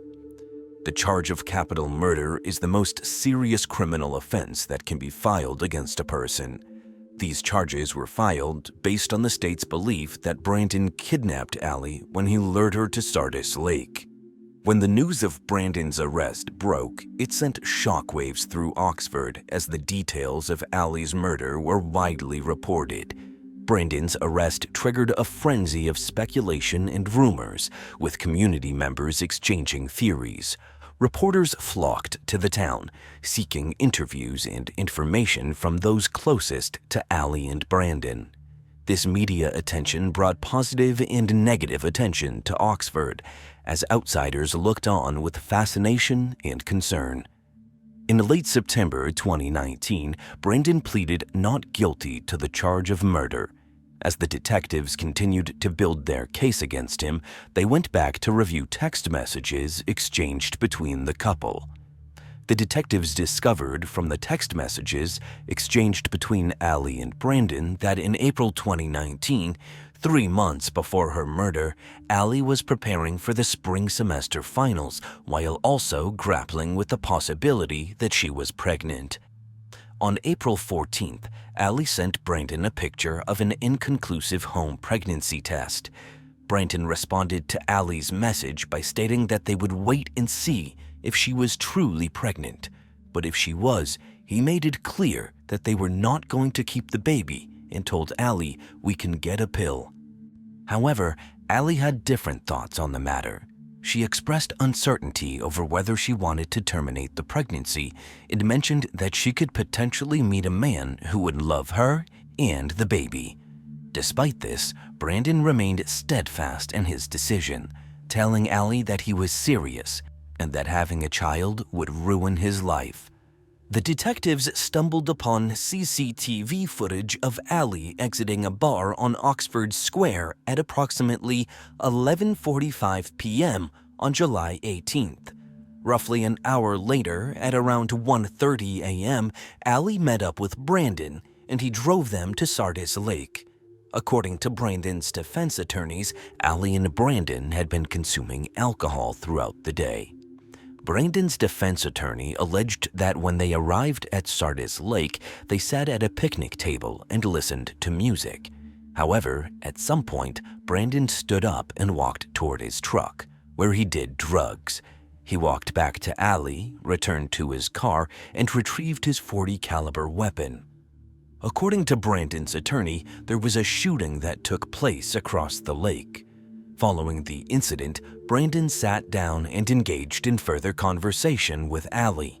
However, things took a sudden turn when he fatally shot her. The attorney argued that Brandon's actions were a result of his being under the influence of drugs and alcohol. However, the detectives and Allie's family had a different perspective on the incident. They believed that Brandon murdered Allie because he had reason to think that she was pregnant and this development would negatively impact his life.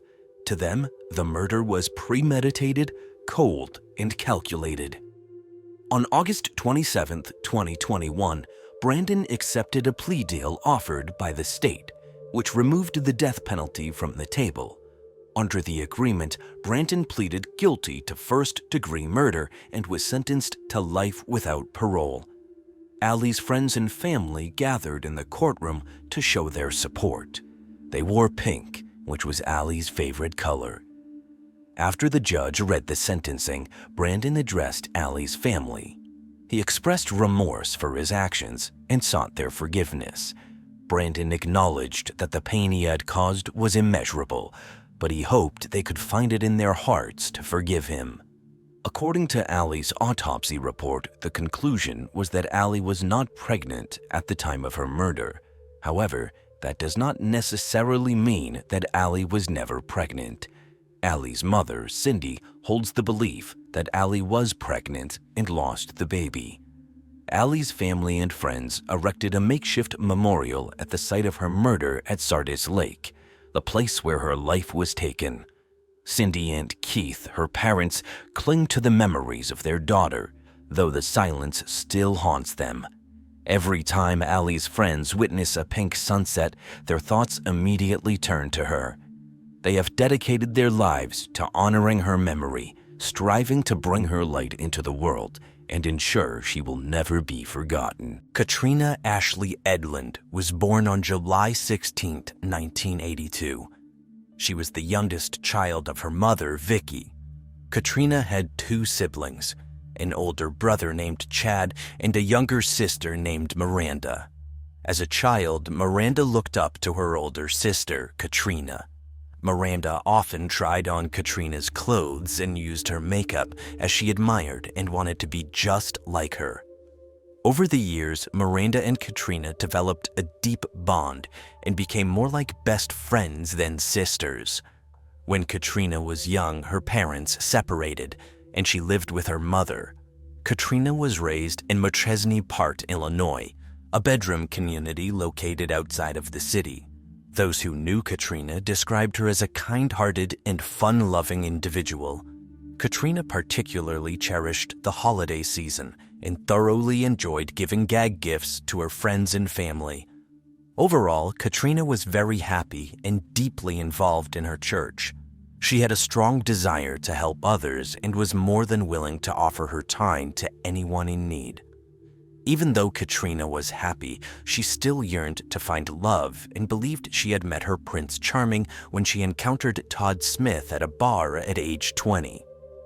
Todd, a successful financial planner who owned his own business and worked out of his home, had 3 daughters. Despite their differences, the couple hit it off, and Todd's work flexibility allowed them to travel extensively. 3 years into their relationship, Todd proposed to Katrina, which she happily accepted. The couple planned an intimate ceremony in a local park, and Katrina was ecstatic about their future together. She loved her stepdaughters and was eager to build a bright future with Todd. Moreover, Katrina's mother, Vicky, and her siblings, Chad and Miranda, loved Todd and considered him a great guy. They trusted him to take care of Katrina and believed the duo was a perfect match. Following their marriage, Katrina and Todd settled in Machesney Park, where they began their life together. On October 20th, 2012, Katrina Smith, a 30-year-old woman, called her mother, Vicky, and told her she was house-sitting for a friend. During their conversation, Katrina mentioned that she would be coming over for dinner on October 24th and had news to share with her mother. Vicky sensed something was going on, but she wasn't sure what it could be. Before hanging up the phone, Vicky promised to cook Katrina's favorite dish, chicken and dumplings. However, she would never have the opportunity to fulfill that promise. Several days after that phone call, Katrina disappeared, and Vicky would never see her again. At 5 p.m. on October 23rd, Todd Smith contacted 911 to report the disappearance of his wife, Katrina Smith. Todd informed the dispatcher that Katrina was house-sitting for a friend, and he had been unable to reach her for several hours. He stated that the house was empty when he drove to where she was staying. Miranda and Chad, Katrina's sister and brother, became concerned when they learned of her disappearance. Chad, who was training with the U.S. Army in Oklahoma, immediately flew to Illinois to assist in the search for his sister. On the night of the 23rd, a resident called the police to report an abandoned vehicle near Rock River. According to the resident, the car was not parked on the roadside but was in an easement, as if it had been abandoned in a hurry. When police arrived to investigate the vehicle, they ran the license plate and discovered it belonged to Katrina Smith. Upon examining the car, the police officer found no sign of a struggle or Katrina. When Katrina's mother, Vicky, heard the news that her daughter's car had been found abandoned in a ditch on the side of the road in an unfamiliar area, she knew that something bad had happened to her daughter. It was the only possible explanation that made sense to Vicky. If Katrina's car was in that area, someone had taken her and parked the car there. After Katrina's car was found, her case was officially classified as a missing person, and the search for her intensified. At 11 p.m. on October 12th, the police took Todd Smith to the Winnebago County Sheriff's Department for a formal interview. During the interview, Todd disclosed to the detective that he had last seen his wife Katrina on October 22nd. Todd claimed Katrina returned home for a short while to do laundry because she had a big job interview the following day. As the laundry was going, Todd explained to the detective that Katrina left to go to the mall to buy something and returned home at 8:30 p.m. However, Todd mentioned that Katrina quickly left the house again to go out for a final time. Todd stated that Katrina had informed him she had one last stop to make before returning to the house. She was house-sitting for a friend. The day after Katrina was classified as a missing person, Todd Smith took to the media to plead for his wife's safe return. In a heart-wrenching and emotional appeal, Todd broke down in tears as he expressed his desperate desire to find his wife, Katrina. He appealed to the public, asking anyone who knew anything about Katrina's whereabouts to come forward and share information. As the hours passed, the search for Katrina intensified, and search crews, consisting of officers and volunteers, dedicated their time and effort to locate the missing woman. Their efforts focused specifically on a park located near the spot where Katrina's car had been abandoned. The investigators hoped that any evidence or clues regarding her disappearance could be found in the vicinity. When Chad, Katrina's brother, arrived in Illinois from his army training in Oklahoma, everyone met in at the park to search for Katrina. Chad, using his military training, took control of the search party. He charted and plotted on the map and divided the volunteers who had come to look for Katrina into teams. Chad got people out looking, ensuring that a thorough search was conducted. As the officers searched the park, they used dogs and stood side by side, walking in a straight line. This tactic was used to cover as much ground as possible and ensure that they did not miss any items of evidence, no matter how small. The officers took every precaution to ensure they did not overlook anything in their quest to find Katrina. Katrina's mother, Vicky, hung up missing person flyers for Katrina all around town. She left these flyers at gas stations, convenience stores, and lamp posts. Vicky's main objective was to spread awareness and ensure that as many people as possible were informed about Katrina's disappearance. However, due to her overwhelming grief and fear of finding her daughter's body, Vicky was unable to participate in the search. Throughout this difficult time, Todd, Katrina's husband, remained emotional. Chad encouraged Todd to stay strong, reminding him they needed to remain focused on finding Katrina. He stood by Todd's side the entire time, feeling awful for his grieving brother-in-law. An officer discovered Katrina's purse where her car was found. As he continued down the road from where her car was found, he found additional items that belonged to her. Among these were her cell phone and towels that appeared to be used to clean blood. It became clear that someone had been disposing of Katrina's belongings as they moved away from her abandoned vehicle. Unfortunately, the police had no clue about where Katrina was at that point. However, they suspected something bad had happened to her. The items found on the side of the road were taken to the crime lab for testing, and the police eagerly awaited the results of their investigation. In the meantime, the police began delving into Katrina's personal life in search of any clues that could explain her disappearance. As the officers delved into the investigation of Katrina's disappearance, they aimed to gain a comprehensive understanding of every facet of her life. This digging involved examining whether Katrina had any relationships outside of her marriage, investigating any potential involvement in gambling or drug activities, and meticulously documenting her daily routines. The officers interviewed Katrina's friends and family extensively to gather this crucial information. These individuals unanimously described Katrina as a kind-hearted, responsible individual who consistently prioritized her responsibilities and avoided engaging in any questionable activities. Katrina's loved ones expressed that she was known for her dedication to her work and for maintaining a strong work ethic. According to their testimonies, she never exhibited any signs of addiction or irresponsible behavior. In fact, they described her as a dedicated spouse and a hardworking woman who never compromised her integrity. During the search for Katrina, a woman provided an intriguing tip. According to this woman, she had witnessed a blue vehicle matching the description of Katrina's car stopped on a bridge over Rock River on the night of her disappearance. The trunk of the car was open and she could see a person kneeling behind it. However, the woman was unable to provide any specific details, such as the person's gender or race. When the woman came forward and reported this incident to the police, the officers began to consider the possibility that Katrina may have ended up in the river through foul play.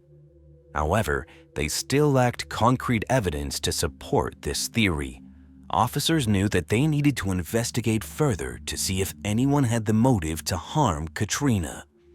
Despite claims that Katrina and her husband Todd were happily married, Todd remained a subject of interest. The authorities had doubts, as there was always the possibility of hidden conflicts or secrets within the marriage. The investigation into Katrina's disappearance continued, and the police received information that led them to a suspect. They learned that there was a boy in town who exhibited an obsession with Katrina. This obsession went back to earlier in the year when Katrina confided in her friends about a teenage boy from her church who exhibited an unhealthy obsession with her. It was alleged that the boy had been involved in acts of voyeurism, specifically targeting Katrina by spying on her through her bedroom window. Katrina grew increasingly nervous during this time due to the teenager's behavior. However, the peeping activities eventually ceased when the teenager moved away for college. The police became suspicious and wondered if the teenager had returned home at some point and resumed stalking Katrina. As a result, they dedicated significant resources to track him down. 3 days into the search for Katrina, her cell phone, which was examined at the crime lab, revealed crucial clues. The phone turned out to be a treasure trove of information for the investigating officers. By investigating Katrina's cell phone, they gained valuable insights into her text messages, incoming and outgoing calls, pictures, videos, and even her GPS location. Katrina's phone data provided the police with a wealth of knowledge, enabling them to piece together a clearer picture of Katrina's activities. For instance, they discovered that she was having an extramarital affair with a coworker named Guy Gabriel. The relationship between Katrina and Guy Gabriel began innocently enough. They initially met after work one night and hit it off. Their connection grew stronger and they became romantically involved. However, the detective's background check on Guy Gabriel revealed a darker side. Officers discovered that Guy Gabriel had a history of domestic violence. Moreover, the detectives stumbled upon text messages sent by Guy Gabriel to Katrina, demanding that she leave her husband Todd for him. Because of Guy Gabriel's history of violence and his messages to Katrina, he became the prime suspect in her disappearance. The police thought it was possible Guy Gabriel got mad at Katrina for not leaving her husband for him and reacted violently. When Katrina's family found out that she had been having an affair on Todd, they were completely taken aback. Everyone had long believed Katrina and Todd were the epitome of an ideal and happy couple. To discover that Katrina had engaged in such betrayal left everyone in shock and disbelief. Todd, who had no idea about his wife's affair until the police investigation revealed it, was shattered. The news that his wife had been unfaithful hit him hard. Guy Gabriel met the police investigating Katrina's disappearance at the police department for a formal interview. During the interview, Guy appeared nervous, although he did admit to having an affair with Katrina. However, Guy denied having any involvement in Katrina's disappearance. According to Guy, he was at work the night Katrina went missing. While the police investigated Katrina's affair with her co-worker, Guy Gabriel, they learned about an incident that occurred 2 weeks before Katrina went missing. Witnesses told the police that it was lunchtime at the auto shop where Katrina and Guy worked, and as all the workers stood outside chatting, a black Volkswagen Jetta sped through the parking lot. The masked driver threw a stack of flyers through the car's open sunroof. These papers fell from the sky and landed at everyone's feet as the employees gathered outside. As the car sped away, the workers picked up the documents and said they were flyers with a derogatory statement about Katrina and Guy Gabriel's relationship. However, no one knew who the driver of the VW Jetta was. When the police questioned Katrina's hairstylist, she revealed that Katrina had confided in her about feeling unsafe and expressing a desire to purchase a gun to protect herself. Katrina had expressed concerns that someone was following her and even went to a store to have her phone checked for a tracking device. At the police garage, crime scene investigators examined Katrina's car for evidence. One of the tools the investigators employed was luminol, a chemical compound that reacts with blood to produce a bright glow. The luminol revealed the presence of a significant amount of blood in the trunk of Katrina's car. The investigators turned their attention to the front seat of Katrina's car. Once again, they sprayed luminol to reveal more bloodstains, which further solidified their suspicions. Furthermore, upon examining the undercarriage of Katrina's car, the investigators discovered remnants of a GPS tracker. Through examination and analysis, it was confirmed that the blood found in the car was Katrina's. This confirmation, combined with the volume of blood found, led the police to an alarming conclusion. The amount of blood found convinced them that Katrina may no longer be alive. 18 days after Katrina went missing, the police department received a call from an off-duty fireman on Rock River. This fireman was fishing and saw something in the river that he thought a log had taken. However, when he drove his boat closer for a better look, he realized that the object was a body. The fire department was called in to recover the body, and upon pulling it from the water, they discovered that it was a female body. However, it was initially difficult to determine the identity of the body, as it had severely decomposed. They had no idea if it was Katrina Smith or not. The body was then transported to the medical examiner's office, where the staff performed an autopsy to determine the cause of death. In order to identify the remains, dental records were provided to a county dental expert. After examination, the expert matched the teeth from the body to those in Katrina Smith's records and concluded that the body pulled from the river was indeed that of Katrina Smith. Katrina's cause of death was determined to be blunt force trauma to the head. When Katrina's family learned her body had been found and she had been murdered by blunt force trauma to her head, they all broke down and cried. This news was devastating, and their emotions overwhelmed them as they processed the magnitude of what had happened. Katrina's mother, Vicky, was in disbelief when she heard the news. The knowledge that her daughter had been violently beaten in the head was unbearable for Vicky. Officers tracked down the teenage boy who had been allegedly stalking Katrina and cleared him as a suspect after they confirmed his alibi that he had been on campus at his college during the time of Katrina's disappearance and murder. This confirmation eliminated him as a viable suspect, and the police turned their attention to Katrina's boyfriend outside of her marriage, Guy Gabriel. Guy Gabriel told the police he had an alibi for the night Katrina disappeared. He stated that he had been at work during that time. To support his claim, Guy's managers provided their time card, which confirmed that Guy had been at work that night. Additionally, several co-workers corroborated Guy's alibi, stating that they had seen him at their workplace. With Guy Gabriel's alibi confirmed, the police were no longer suspicious of his involvement in Katrina's disappearance and murder. Although Guy Gabriel was no longer a suspect, the police sought his perspective on who may have hurt Katrina. Guy divulged that Katrina's husband, Todd, exhibited controlling behavior, which led him to encourage Katrina to leave her marriage. He believed that Todd's controlling nature could have escalated and led to physical harm.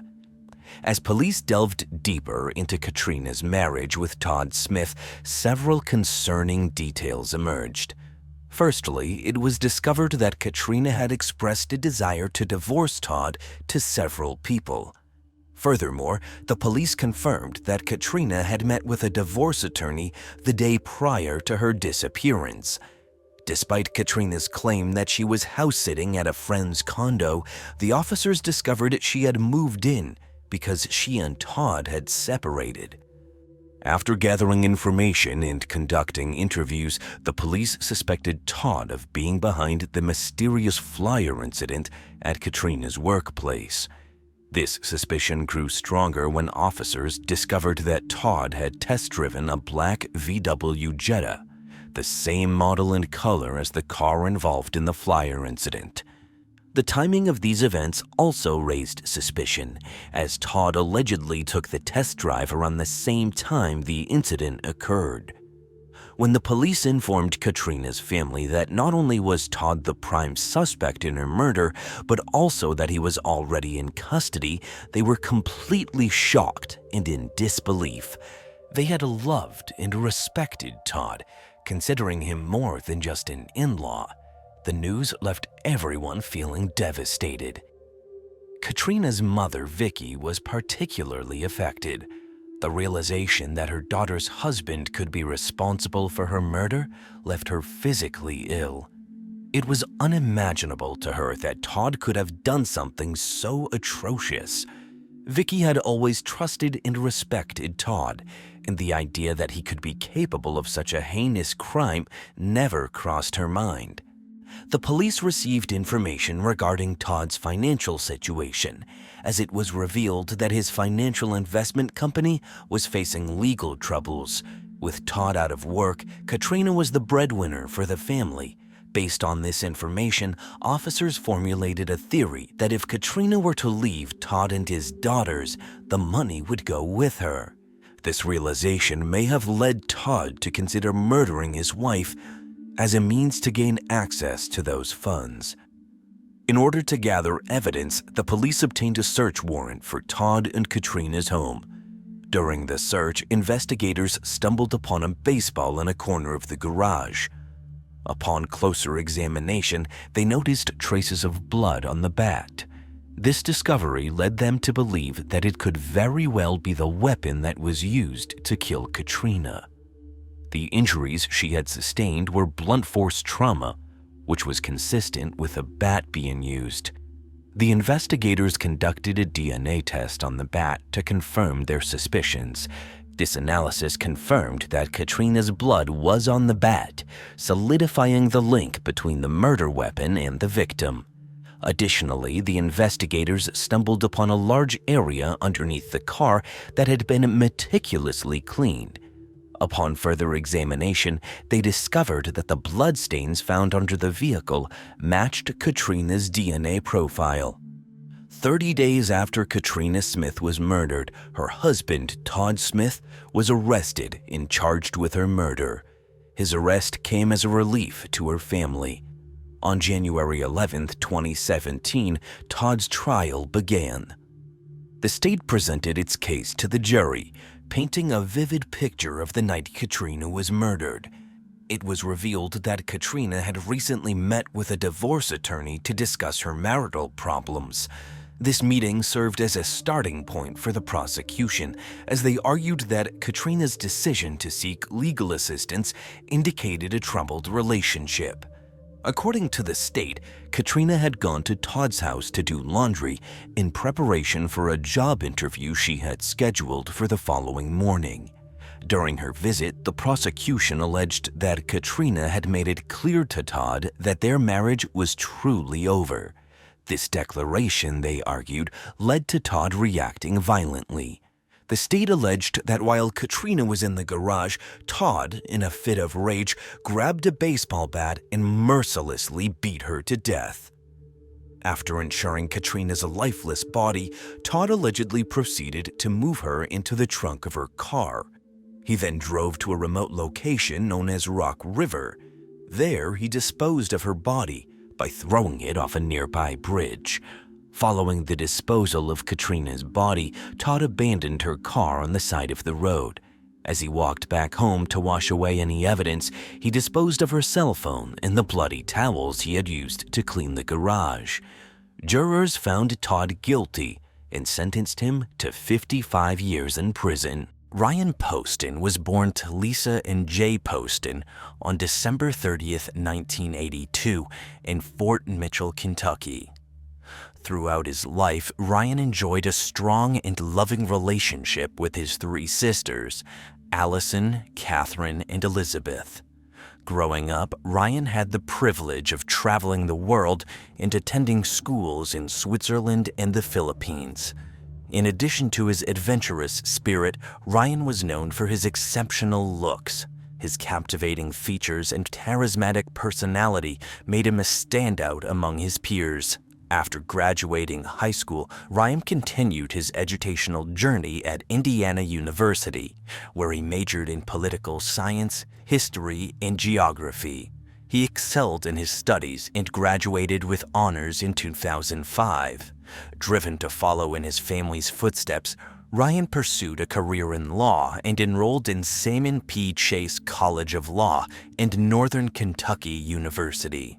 With a deep admiration for the legal profession, Ryan followed in the footsteps of his esteemed grandfather and uncle, both practicing attorneys. Ryan Poston was a young man with big aspirations. One of his biggest dreams was to own a successful law firm. However, in the meantime, he worked in Cincinnati, Ohio, where he dedicated his time and energy to representing individuals who could not afford to hire more expensive attorneys. Despite his young age, Ryan had already gained a significant following. Many people sought his counsel and guidance. He worked tirelessly to ensure everyone had access to fair and competent legal representation, regardless of financial circumstances. In 2011, after a heart-wrenching breakup, Ryan sought solace and support from his cousin, Carissa. During this period, he frequently traveled to Lexington, Kentucky to spend time with her. During one of those trips, his life took an unexpected turn. While in Lexington, Ryan met Shaina Hubers. Originally from Lexington, Kentucky, Shaina Hubers was the epitome of a true Southern girl, known for her outgoing personality and ability to make friends effortlessly. She possessed a contagious warmth and charm that drew people towards her. After graduating from high school in 2009 with a full scholarship, she pursued her higher education at the University of Kentucky, where she majored in psychology. Then she moved on to Eastern Kentucky University, where she pursued her master's degree in psychology. Despite their age difference, Ryan was 29 and Shaina was just 21. Their feelings for each other were undeniable. With each visit Ryan made to his cousin Carissa in Lexington, he found himself spending more and more time with Shaina. The more time they spent together, the deeper their bond grew. Shaina found herself spending more and more time in Highland Heights, the suburb in Kentucky where Ryan resided. Each weekend, Shaina packed a bag and made the journey to Ryan's home. There, she devoted herself to taking care of him, cooking for him, and cleaning his space. As time passed, their relationship progressed, and Ryan took Shaina to meet his parents. To her friends, Shaina couldn't contain her excitement. She gushed about Ryan, declaring her desire to be Mrs. Ryan Poston. However, Ryan and Shaina's bright future fell apart on October 12, 2012. Shaina told the dispatcher that she had just killed her boyfriend, Ryan. The details she shared painted a tragic picture of a domestic violence incident that had spiraled out of control. Shaina claimed that Ryan had attempted to physically abuse her, dragging her out of the house when she tried to retrieve her belongings. Shaina informed the 911 dispatcher that her boyfriend, Ryan, confronted her with a gun, and a physical altercation ensued.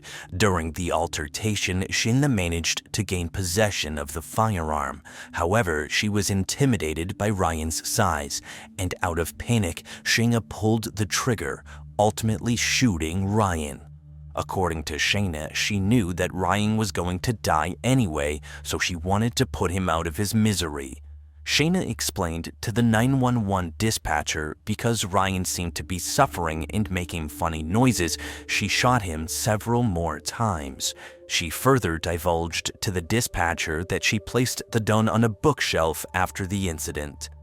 Minutes after Shaina called 911 and reported that she had shot her boyfriend, officers were dispatched to the scene.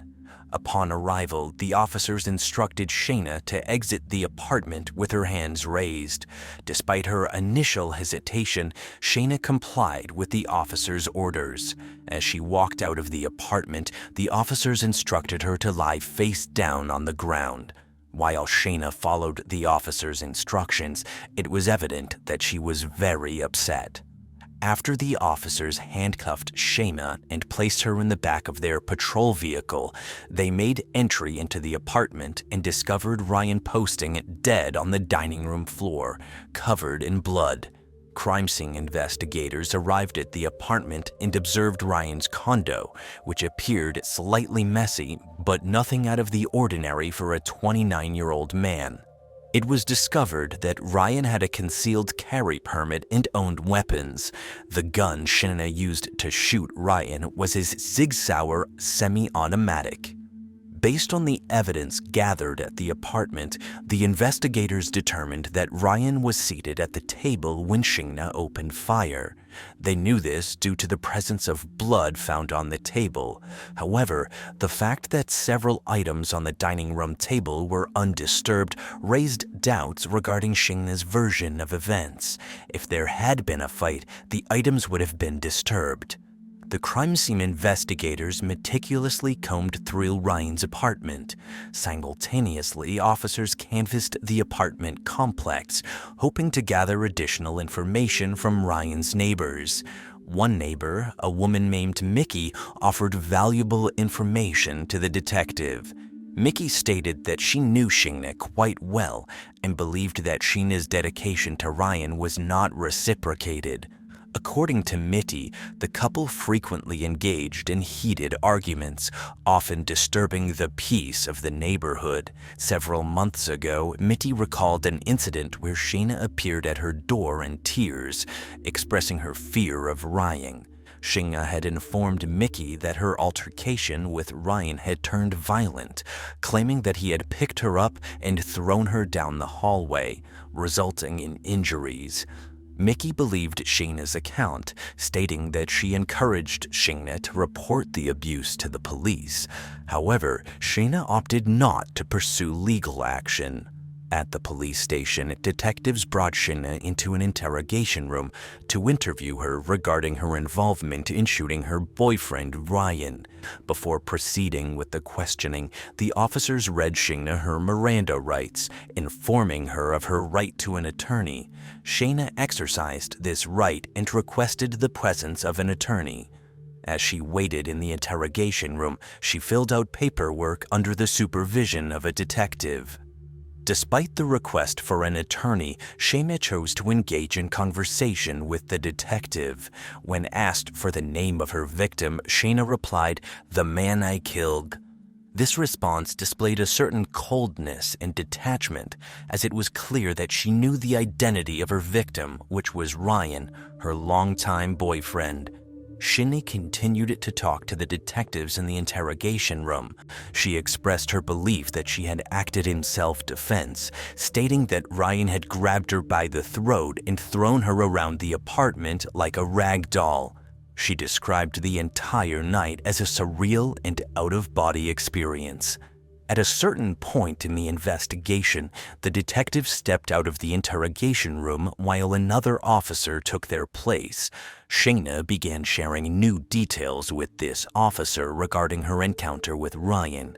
She claimed that prior to shooting him, he had said mean and nasty things to Shaina, calling her crazy and taunting her while holding a gun. According to Shaina, Ryan's behavior that night was extremely violent, which she believed was a result of him being under the influence of drugs. Throughout the interview, Shaina maintained her account of the events that led to the shooting. It stated that Ryan was sitting at the dining room table playing with ammunition for his Sig Sauer pistol. Shaina noticed him glaring at her from across the table. At that moment, according to Shaina, she realized his intentions and knew he was kicking her out of his condo. She admitted to picking up the gun and shooting Ryan. Amidst the chaos, Shaina fired one shot, striking Ryan. Shaina's account of the incident contained, alleging that after shooting Ryan once, she noticed him twitching. Believing that it was necessary to put him out of his misery, she fired several more times, ultimately killing him. During her confession, Shaina revealed to the detective that Ryan was vain. He claimed he expressed a desire for a nose job, so she took it upon herself to grant him that wish.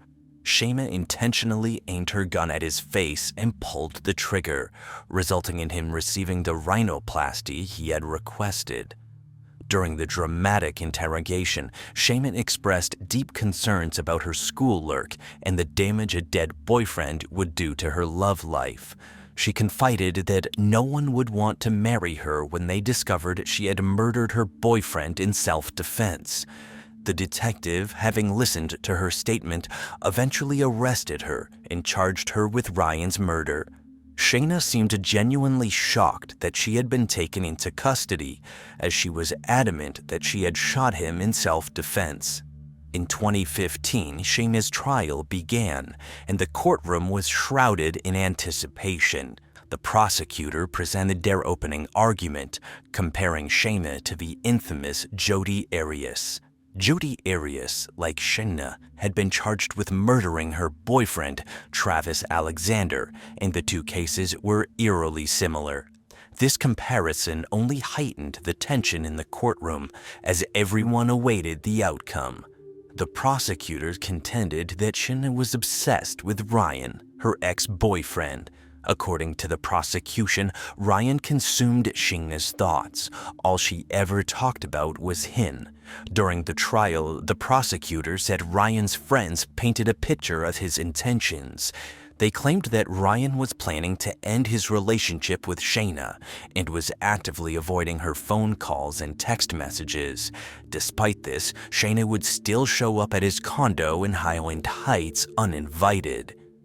On the night of the murder, the state presented evidence to the jury that Ryan had a date lined up with Audrey Bolt, Miss Ohio, in 2012.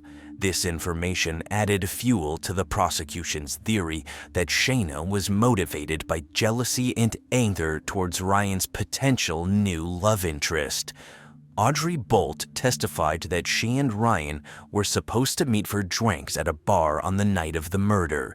She arrived at the bar and patiently waited for Ryan, but he never came. It was not until later that she learned that he had been shot and killed. During Shaina's trial, the prosecution presented evidence to the jury that showed that Ryan had repeatedly expressed his desire to end the relationship with Shaina. A few days before his death, Ryan called his father, Jay, seeking advice on how to handle the situation. Jay testified that he had told Ryan to be nice to Shaina in order to avoid an ugly breakup. However, despite these attempts to defuse the situation, it appears that Shaina continued to manipulate Ryan. On the day that Ryan was killed, the prosecution presented evidence showing that he spent a significant amount of time exchanging texts with Shaina.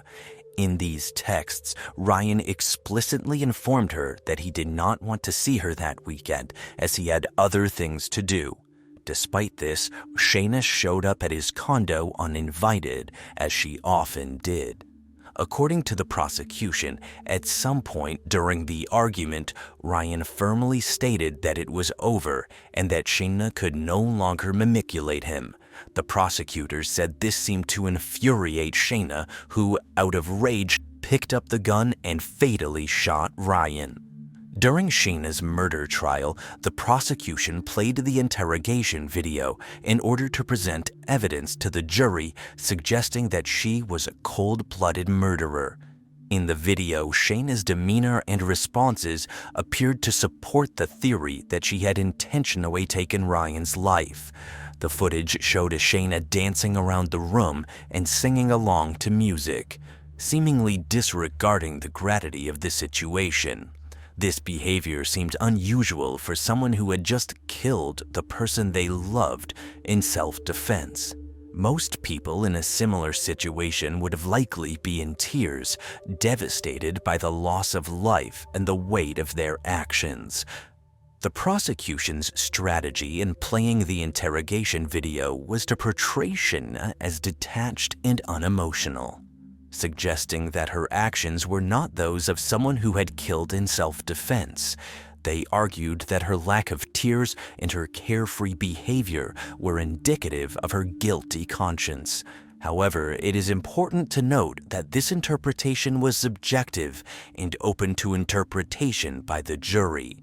Ultimately, the interrogation video played a crucial role in the prosecution's case against Shaina. Still, it was only one piece of evidence to consider alongside other evidence presented during the trial. Shaina's defense attorneys maintained a consistent narrative throughout her trial, asserting that Ryan was the one who acted erratically and violently on the night of the incident, which ultimately led to her shooting him. To support this claim, the defense painted a picture of Ryan's state of mind, alleging that a combination of drugs he was taking, including anti-anxiety meds and amphetamines, played a significant role in his behavior. To strengthen their argument, Shaina's attorneys presented the jury with autopsy results that revealed the presence of the aforementioned drugs in Ryan's system. This evidence served to reinforce the notion that his actions were influenced by the substances he was under the influence of. Shaina's attorneys called an expert toxicologist to testify on her behalf. This witness stated that a combination of drugs like anti-anxiety meds and amphetamines could potentially cause someone to be violent and paranoid. By presenting this expert testimony, the defense aimed to establish a plausible justification for Shaina's actions, casting doubt on deliberate intent. During Shaina's trial in April 2015, the prosecution became increasingly concerned about her chances of acquittal. As a smart, young, pretty woman, they worried her self-defense claim might sway the jury. However, their fears were put to rest on April 23rd when the jury returned with a guilty verdict, convicting Shaina of murdering her boyfriend Ryan Poston. At the sentencing hearing in August 2015, Shaina continued to blame Ryan for his death, which angered his friends and family. Despite the evidence presented during the trial, Shaina maintained her innocence and refused to accept responsibility for her actions. In Kentucky, if the judge determines that a defendant was a victim of domestic violence, they may be eligible for reduced parole after serving only 20% of their sentence. However, the judge in this case did not believe that Shaina was entitled to the reduced parole, saying that she had committed a cold-blooded murder. The judge sentenced Shaina to 40 years in prison, meaning that she will be eligible for parole in 17 years when she is 41 years old in 2032. After Shaina Schubers was sentenced, she appealed for a new trial, which a judge granted in August 2016. The basis for granting the appeal was that one of the jurors had concealed their felony conviction, which violated Kentucky law. Felons are prohibited from serving on juries. In August 2018, after a lengthy delay of 4 months, Shaina's second trial for the murder of Ryan Poston commenced. Opening arguments were presented by Shaina's defense attorney, who stated that in the year and a half that she dated Ryan, she made every effort to please him. However, their romantic relationship suffered as a result. According to the defense attorney, on the first night that Shaina and Ryan met, he was both sexually and physically violent toward her. This incident had a lasting impact on her, and it took her several weeks to respond to his messages afterward. Shaina's defense attorneys further claimed that when she was in high school, she had been sexually assaulted, leading to a long history of alcohol abuse and promiscuity. It was argued that this traumatic experience had contributed to her behavior on the night of the murder. The defense team's strategy was to present a sympathetic portrayal of Shaina, highlighting her troubled past and arguing that she was not responsible for her actions on the night of the murder. They aimed to challenge the prosecution's narrative and convince the jury that her behavior was driven by a combination of factors, including a history of abuse and a toxic relationship with Ryan. Shaina's defense team sought to portray her as a victim of domestic violence at Ryan's hands rather than as a cold-blooded murderer. They argued that Shaina's actions were driven not by a desire for revenge or financial gain, but rather as a result of years of abuse at the hands of her former partner. One of the key arguments put forth by Shaina's defense attorney was that Ryan had badgered her about her weight and chest size, constantly making negative comments and pressuring her to enlarge her breasts. This constant criticism and pressure, the defense claimed, contributed to Shaina's low self-esteem and contributed to her feelings of inadequacy. The defense also alleged that Ryan and Shaina's sexual relationship had been strained, with frequent arguments and frustration on both sides. It was contended that Ryan's desire for a more romantic and intimate connection was not fulfilled, leading to the growing distance between them. To support their claim, the defense presented evidence that Shaina had received a shot to boost her romantic life. This injection, they said, was sought as a means to address the couple's sexual difficulties and improve their relationship. However, the defense argued that Ryan's constant rejection and disinterest further exacerbated the strain on their relationship, leading Shaina to become increasingly frustrated and isolated. Furthermore, the defense alleged that Ryan would frequently break it off with Shaina and then engage in conversations with other women. During their opening statement, the prosecution informed the jury that they were not aiming to portray Ryan Poston as the perfect boyfriend. However, they maintained that he was not an abusive individual. They argued that Shaina did not act in self-defense when she fatally shot Ryan. Instead, they alleged that Shaina shot Ryan because he had ended their relationship. On the night of the shooting, the prosecution stated that it was finally time for Ryan to break up with Shaina, as she refused to leave him alone. Despite the breakup, Shaina always returned, even after Ryan had ended things with her. According to the prosecution, this behavior was evidence of Shaina's inability to move on from the relationship. One of Ryan's work friends testified in court that the breakup between him and Shaina this time would be permanent because Ryan had never broken up with Shaina face-to-face before. He claimed that Shaina had been relentless in her efforts to keep him. During the trial, the prosecution presented text messages from Shaina to her friends in which the woman expressed that the romantic acts she and Ryan had engaged in had brought them closer together. However, Shaina, who testified in her own defense at her second trial, refuted this claim, stating that it had actually driven them apart. In another exchange of text messages, Shaina requested intercourse, but Ryan was taking antidepressants and was not physically driven due to the side effects of the medication. However, when Shaina took the stand, she alleged that Ryan had forced her to engage in sexual intercourse. After 5 hours of deliberation, the jury once again convicted Shaina of murdering Ryan. Despite contradictory testimonies and conflicting evidence, the jury reached their decision, upholding their initial verdict.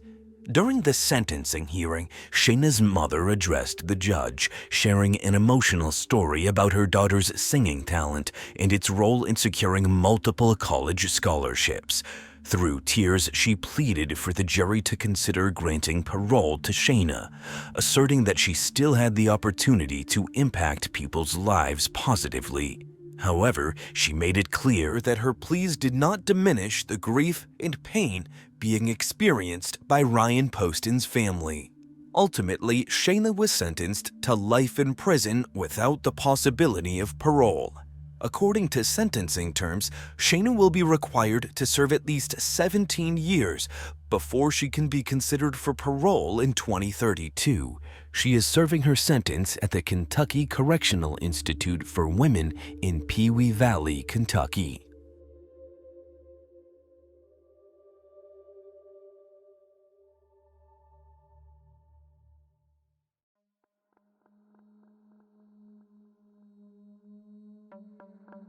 On the 17th of April 2017, Russell Sion, a caretaker who lived along a logging road in Alsea, Oregon, was taking a walk. He spotted what looked like a person in the forest. Initially, he thought it was a prank some silly youth had staged. He reached down and touched the hand of the body to confirm. It was a person, a dead one. He hurried to a convenience store nearby to alert the police. The body Russell had found turned out to be Anna Repkina, a native of Moscow. Over 5,000 miles away from home, decorated with candy wrappers, cigarette cartons, fast food bags, and KFC receipts, the 27-year-old was sporting a single gunshot wound to the back of the head. The police wondered how this young Russian woman ended up dead and discarded in the United States. The circumstances surrounding the death of 27-year-old Anna was quite saddening. The young woman had boldly followed her heart. She had chased after what she wanted, but she ended up losing her life. Anna Alexievna Repkina was a simple woman from Chelyabinsk, Russia. She came from a good family. Anna was a smart and hardworking woman. She loved traveling. She loved rock music. She loved cats, and she had a few of her own. She loved making memories and taking pictures of them. Anna loved love, and she wanted to be loved. She wanted to get married, have kids, and build a home. When asked, people could not seem to forget Anna's sense of humor. Anna was a delight to be around. In 2016, Anna got dumped, and her fragile heart was broken. Her high school sweetheart, whom she had dated for 7 years, broke up with her. Affectionate Anna, being affectionate Anna, wasn't going to wallow around and give up on her dreams. She was going to find her Prince Charming, and she was going to live happily ever after. Online dating was all the rage, so she signed up for some sites. Anna soon matched with someone on a Russian dating site, and he was everything she had hoped for. Anna's prince was William Hargrove, a 26-year-old Oregonian who worked as a bouncer and a mechanic. He loved everything Russian. Most of all, he loved Anna too. William was kind to Anna. He complimented her often. He was far away, but he did his best to be present when she needed him. William's friends had described him as a funny, charismatic, passionate, and likable jokester. He was a goal-getter, and he encouraged everyone around him to chase after what they believed. His former roommate said William had a way with words and could easily get himself in or out of anything. They talked every day, and their relationship got quite serious in the few months they had connected online. They seemed like the missing half of each other. They had so much in common. They loved the same type of music. They loved attending live shows. They had a similar sense of humor. They were the perfect fit. According to friends who knew them together, Anna and William were complimentary. William was the sweetest. He would constantly send her flowers even though they were continents apart. Soon, they began talking about meeting in person. The chemistry was present via cell phones, but they wanted to confirm it in person. So, in December 2016, Anna and William decided to take their months-old relationship a step further. Anna booked a flight to Oregon. Anna had booked the wrong flight on her first try. She had gotten a ticket for Portland, Maine, but was supposed to book the flight for Portland, Oregon. Anna had already flew to Maine before the mix-up was realized, but the woman wanted to spend the Christmas holidays with her boyfriend, and she did. She fixed her flight issues and landed in Oregon in time. William had picked her up at the airport. Anna and William spent 10 days together. He took her sightseeing. They went to the seaside, played in the snow, and cuddled by the fire. He also introduced her to his friends, screamed Happy New Year together, and kissed when the clock hit 12. They were locked in. It was the best Christmas a girl could have. At the end of Anna's 10-day visit, William proposed with his grandmother's emerald ring, and Anna said yes. Anna Repkina and William Hargrove were engaged. William had swiped right on Anna. He had her visit him in another country for 10 days. He introduced her to his friends. He swept her off her feet. He proposed. He was engaged. Another thing William did was two-time Anna. Turns out, William had been seeing his landlady, 33-year-old Michelle Chavez. William rented a spare room in Michelle's home and apparently owned a lot in her heart. Michelle was married with 2 kids, but that didn't stop their love boat from sailing. In fact, the boat has been at sea for over a year. When Anna came to visit, she had met her competition under the guise of her boyfriend-turned-fiance's landlady. Michelle had been understanding that her boyfriend had brought his girlfriend to her home. Maybe because she thought William wasn't ever leaving her. Maybe because she thought Anna was as unimportant as her own husband. Whatever the reason, she didn't blow their cover. It wasn't very clear to the prosecution and the public what Michelle's husband's stand was with all of this, until she found out about the engagement ring. Anna flew back to Russia, a happy camper. The newly engaged woman posted a picture of her ringed finger on Facebook. The algorithm did its thing and brought the post to Michelle's homepage. Michelle wasn't just angry that her boyfriend was engaged to another woman. Michelle had plans to leave her husband for William. She promised to. To solidify that promise, she took off her wedding ring and handed it to William. Her wedding ring was awfully similar to Anna's engagement ring. In fact, it was the same ring. William had recycled her wedding ring. Michelle expressed her anger to her boyfriend, and he assured and reassured her. Anna was nothing to him, and he was going to break the engagement. On the 1st of March 2017, Anna returned to Oregon with her wedding dress in a suitcase. She had dropped her resignation letter at work and was ready to be with her fiancé William forever. Michelle didn't like this. Anna's mother, Yelena, had later expressed her worry about her daughter moving to the other side of the globe. She was unsure about William, a man her daughter barely knew. Yelena thought Anna was rushing things, but Anna said she was in love. Why should she wait? Yelena let her go. Michelle, after realizing Anna's visit was not a visit, grew increasingly infuriated. She asked William to find another place to stay as the engaged couple cannot remain under her roof. William obliged.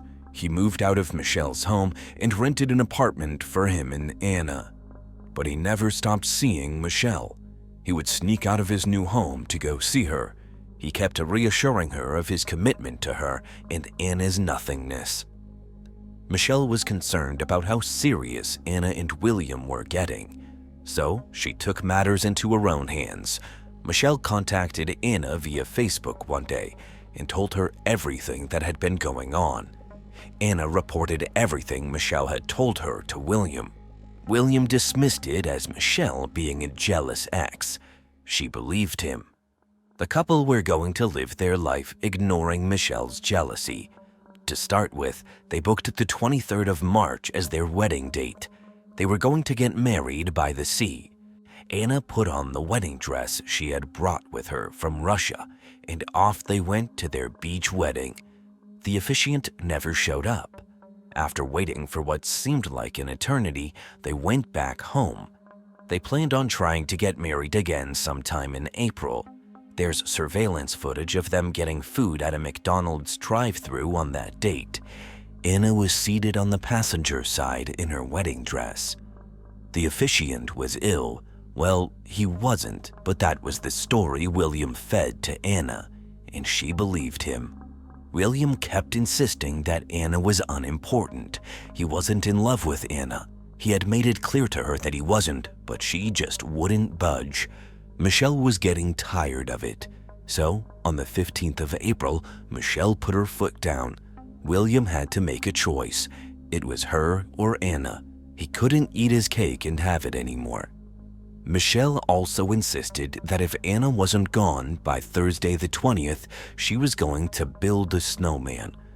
To build a snowman referred to killing a person and hiding the body in a snowman, a place that is always cold and snow never melts, so the body is never found. After Michelle made herself clear to William, she suddenly couldn't reach him anymore.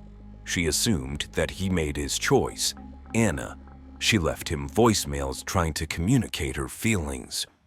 The next day, Sunday the 16th of April, William called Michelle to let her know he was a free man. He and Anna had ended it. It was a messy breakup, but she was currently on her way back to Russia. William had hit a deer with his car and was struck at the Alsea Mercantile, so he asked Michelle to come meet him at the store. This was on Easter Sunday, and Michelle was at a family gathering, but they had to celebrate, so Michelle left her family's house and drove to him. They celebrated their sturdy relationship by having sex in William's car. On the 17th of April, Anna was found in the forest. At the beginning of the investigation of Anna's death, investigators didn't even know who she was. There was no means of identification around her, and she had only been in the state for a little over a month. There was no murder weapon, only scraps of trash. However, in the array of rubbish was a clear plastic bag. The bag contained a KFC receipt, an empty Pepsi cup, and a KFC chicken paper bag. The biggest clue to solving the case was the KFC receipt. The receipt found on the scene had a date, time, and debit card number. The debit card was linked to Kevin Thomas. Investigators tracked down Kevin Thomas, and it turned out Kevin was William's best friend. Upon questioning Kevin, he described his close relationship with William and how he was getting to know Anna. Kevin revealed a friendship tradition between him and William where they went to KFC for lunch every Friday. That receipt was from a purchase about a week before his questioning. The garbage we found was, I think, something you bought last week from KFC. Okay. Do you know about that? Yeah, me and my brother go to KFC. Go to KFC? On Fridays. What's your brother's name, Kevin? Will Hargrove. Kevin had paid with his credit card, and William had paid in cash. Kevin had been the one to blow the whistle on what he called William's complicated relationship situation. The investigation of Anna's death was the only reason William's double timing had ever come to light.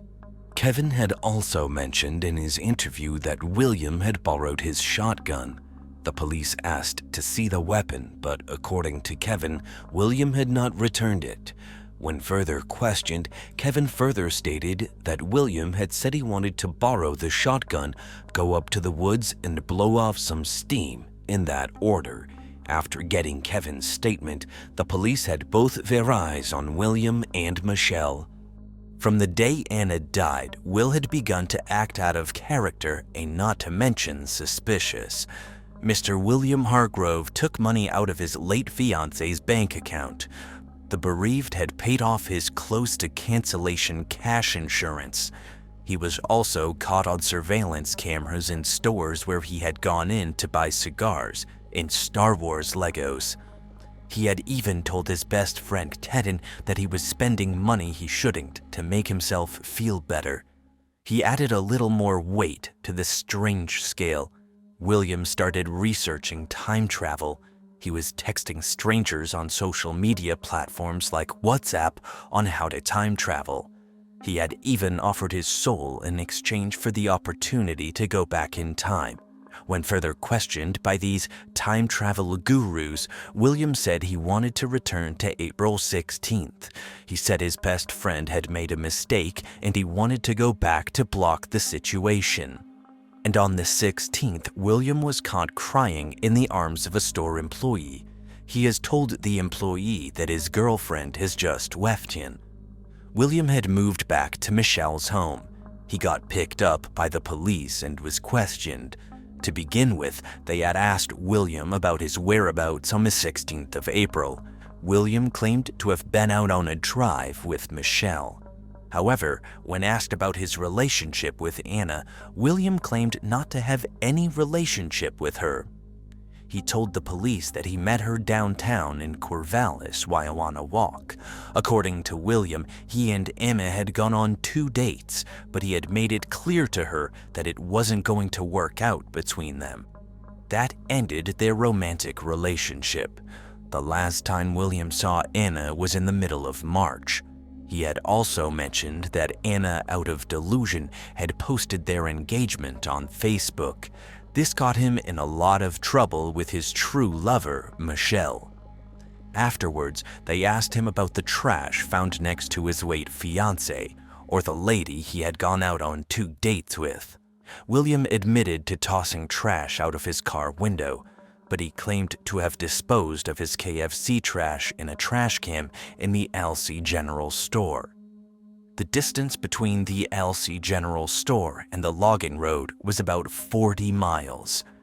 The investigators were not buying his story. Lieutenant Chris Duffett, one of the investigators in the room trying to apply pressure, immediately told William that his trash had been found in another location next to a murder victim. William initially acted surprised and heartbroken by this revelation. He couldn't believe he was being questioned about murder. The next minute, he requested a lawyer. William Hargrove was arrested for the murder of his fiancée, Anna Repkina, on the 19th of April, 2 days after her body was found. After William's arrest, Michelle was also picked up for questioning. When asked about her whereabouts on the 16th of April, Michelle, as rehearsed, said she and William had spent the day together. William had picked her up at her mother's house and they had gone on a drive or something. After some time passed, she changed her story. She admitted that she had previously lied. Her new story was that she and William were supposed to be together. He was supposed to call her, then come pick her up, but he never called nor showed up. Later on in her questioning, the police revealed that her boyfriend of 1.5 years was presently in their custody for murder. Michelle's response was okay. The skeptical investigator pointed this oddness out and her emotions found their way out. She whimpered and blamed her former reaction on numbness from shock. William Hargrove was being indicted for murder, identity theft, and 2 counts of theft in June 2018, and the trial began in October 2019. The prosecution wanted the entire book thrown at William for every charge, but the defense wanted the book flipped. They maintained that William was innocent, and Melissa, the burnt lover, was the real culprit. The prosecution's argument was strong and backed with evidence, and points at his motive and guilt. William had a second lover on his net asking him to choose. There was proof of William and Anna driving that Alston together. William's cell phone pinged at 4:30 p.m. along the logging road on the day Anna was killed. The shotgun Anna had been executed with was found in his car, and his fingerprints were the only ones on the weapon. William, who claimed not to have anything to do with Anna, was going shopping with her money. He was paying off his car insurance with her card. He had even been caught at an ATM making withdrawals with Anna's card. William had driven up to the forest with Anna. He had gotten her out of the car, shot her with his shotgun in execution style. He did this because he was making a choice between Anna and Michelle. This was the prosecution's stance. The defense, however, maintained their client's innocence. Melissa had done it. Melissa had threatened to build the snowman with Anna. Melissa's cell phone had been caught along the logging road a few weeks before Anna was killed. She had to have gone to scout the environment. Also, upon searching Melissa's house, Anna's cell phone was found with her. Melissa was not charged with any crimes, and she took to the witness stand as a witness for the prosecution. Melissa testified about how she had met William, as well as the dynamics of their relationship. She worked as a late-night cab driver, and her husband was an instructor in the Oregon State University. Their marriage was loveless. One night, she met William at the bar where he worked. He had sparked her interest. With her husband's permission, she began a relationship with William, and they only knitted closer as time went by. They grew so close that he rented a room in her house just to be even closer. William and Melissa's relationship, like her marriage, was open. So when Anna first came into the picture, she couldn't be bothered. However, by her second visit, which looked like it was going to be permanent, Melissa couldn't take it, especially with seeing her own wedding ring on Anna's finger.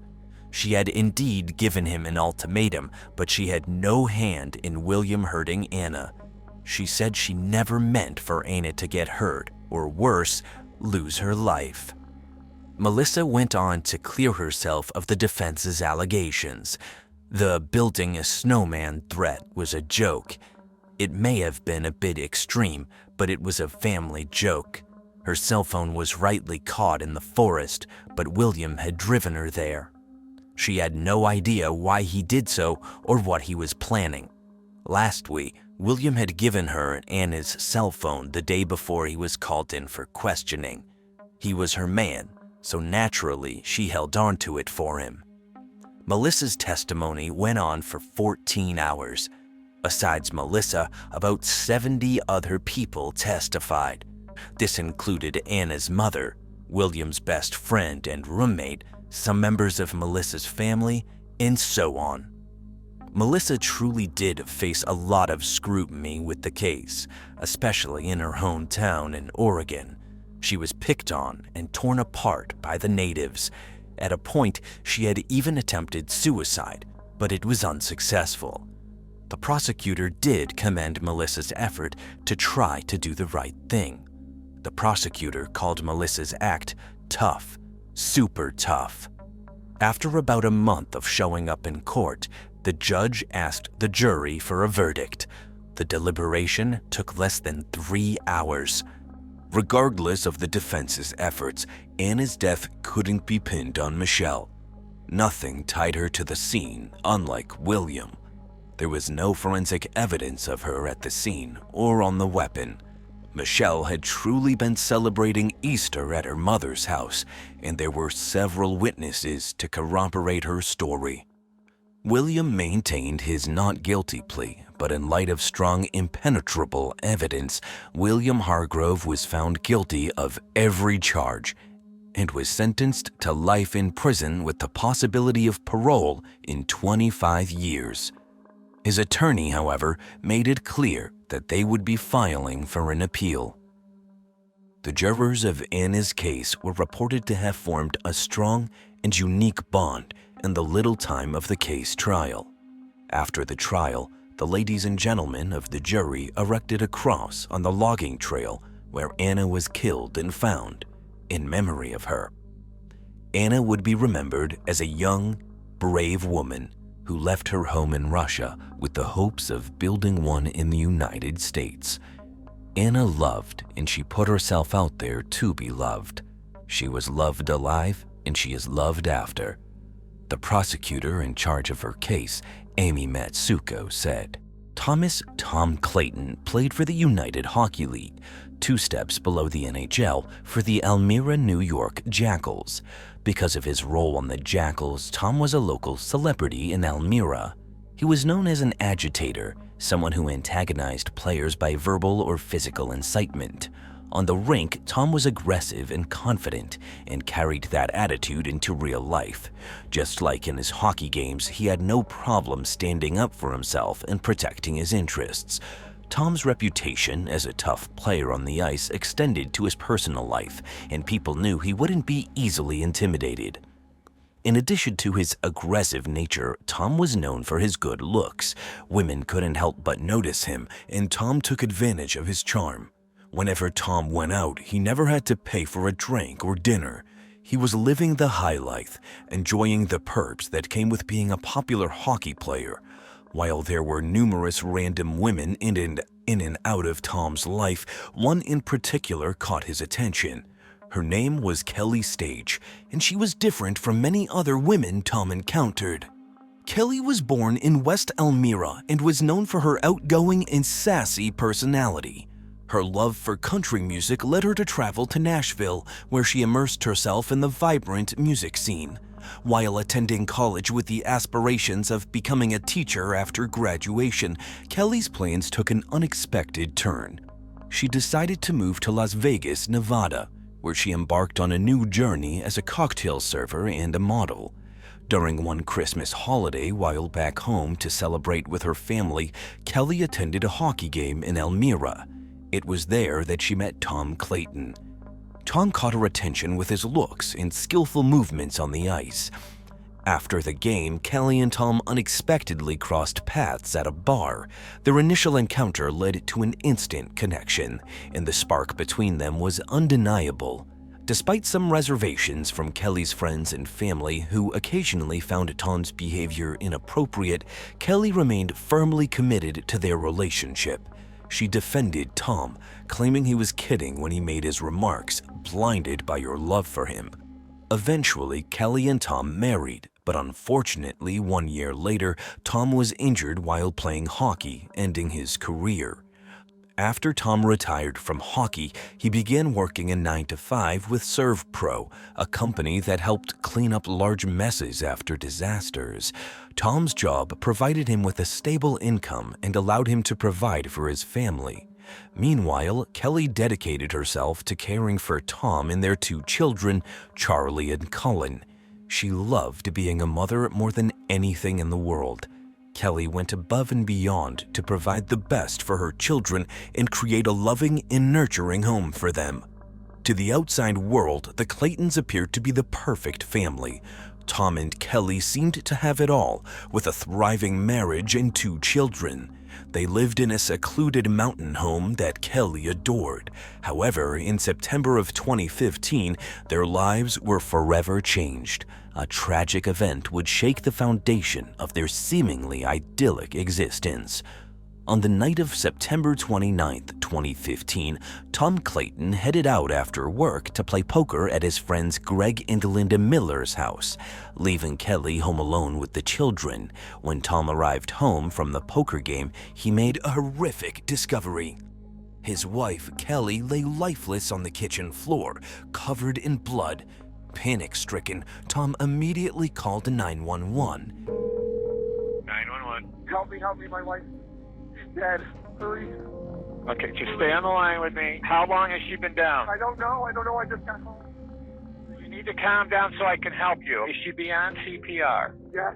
Sir, can you tell me why you think she's beyond CPR? Just trust me.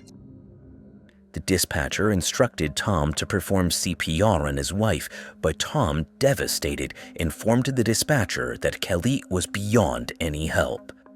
Around midnight, an officer arrived at Tom and Kelly Clayton's house. Upon entering the residence, the officer was taken aback by the scene that awaited him. In the kitchen, he found Kelly lying lifeless on the floor. Her face was disfigured, evident of blunt force trauma. Blood was spattered everywhere, creating a chilling sight. The officer's initial reaction was to secure Tom Clayton and remove him from the house. Once outside, the officer approached Tom and asked him what had happened. Tom replied that he was unsure of the exact details. He stated that he had returned home to find his wife in this condition, and his daughter, Charlie, had informed him that there was a robber in the house. Being cautious, the officer examined Tom's hands for signs of a struggle or evidence suggesting that Tom played a role in the attack. However, the officer observed nothing out of the ordinary. Prompted by the severity of the situation, the officer called for backup. A paramedic arrived at the scene and declared Kelly Clayton deceased. The brutal nature of her death prompted the police department to launch an all-hands-on-deck investigation. As police officers cordoned off Tom and Kelly's home as a crime scene, Tom made a phone call to Kelly's sister, Kim, and delivered the heartbreaking news that Kelly had passed away. In shock, Kim rushed to the scene along with their mother, Liz. Upon arrival, they were greeted by crime scene tape and flashing lights from patrol cars. The sight only intensified their fear and anxiety. Determined to locate Kelly, Ken and Liz ran towards the ambulance, hoping they would find paramedics working to save her. However, the officers on the scene refused to allow them to get too close. Despite their desperation, they were told that they could not view Kelly, as Kelly did not look like she did in life. The news that Kelly had been killed and her body was now unrecognizable shattered Kim and Liz's hearts. They broke down, their sobs filling the air as they screamed in anguish. As the scene unfolded, a coroner van arrived. With a heavy heart, Kim, Liz, and the officers presented joined hands to pray for Kelly's soul as her body was transported into the van in a body bag. As the night progressed and the crime scene investigators meticulously searched through Kelly and Tom's house and property, their efforts yielded no new evidence pointing towards a suspect. They diligently combed through each room, but to no avail. The investigators could not locate a murder weapon at the scene, but based on Kelly's injuries, they determined it was a light object. The investigators determined that the attack on Kelly took place while she was sleeping peacefully in the master bedroom on the second floor. It was evident that the attacker had struck her with a blunt object. Following the attack on Kelly, it is believed she attempted to make a run for safety and sought refuge in Charlie's bedroom. There was a significant amount of blood discovered in that bedroom, leading investigators to believe that Kelly had barricaded herself inside. However, evidence suggested that the attack continued as there was a hole in the lantern wall that appeared to be caused by Kelly's body being pushed down the stairs. Upon getting up after the fall down the stairs, Kelly made her way to the kitchen, where the suspect eventually caught up to her. In a violent encounter, the suspect bludgeoned Kelly in the head and face, inflicting severe injuries that resulted in her death. Even though Tom Clayton told the first officer on the scene that his daughter Charlie had said a robber had been in the house, the investigators who searched the home found no indication of forced entry and nothing was missing. Moreover, all of the expensive jewelry belonging to Kelly was still present and untouched, and the safe was intact. Due to the brutality of Kelly's death, the detective began to wonder if it was the result of a domestic violent dispute. However, Tom Clayton claimed to have an alibi, stating that he was playing poker at his friends Greg and Linda Miller's house the entire night. If true, this would have made it impossible for him to murder Kelly. When an officer questioned Tom and Kelly's neighbor at the crime scene, the neighbor stated that he did not believe the couple had any issues and appeared happy.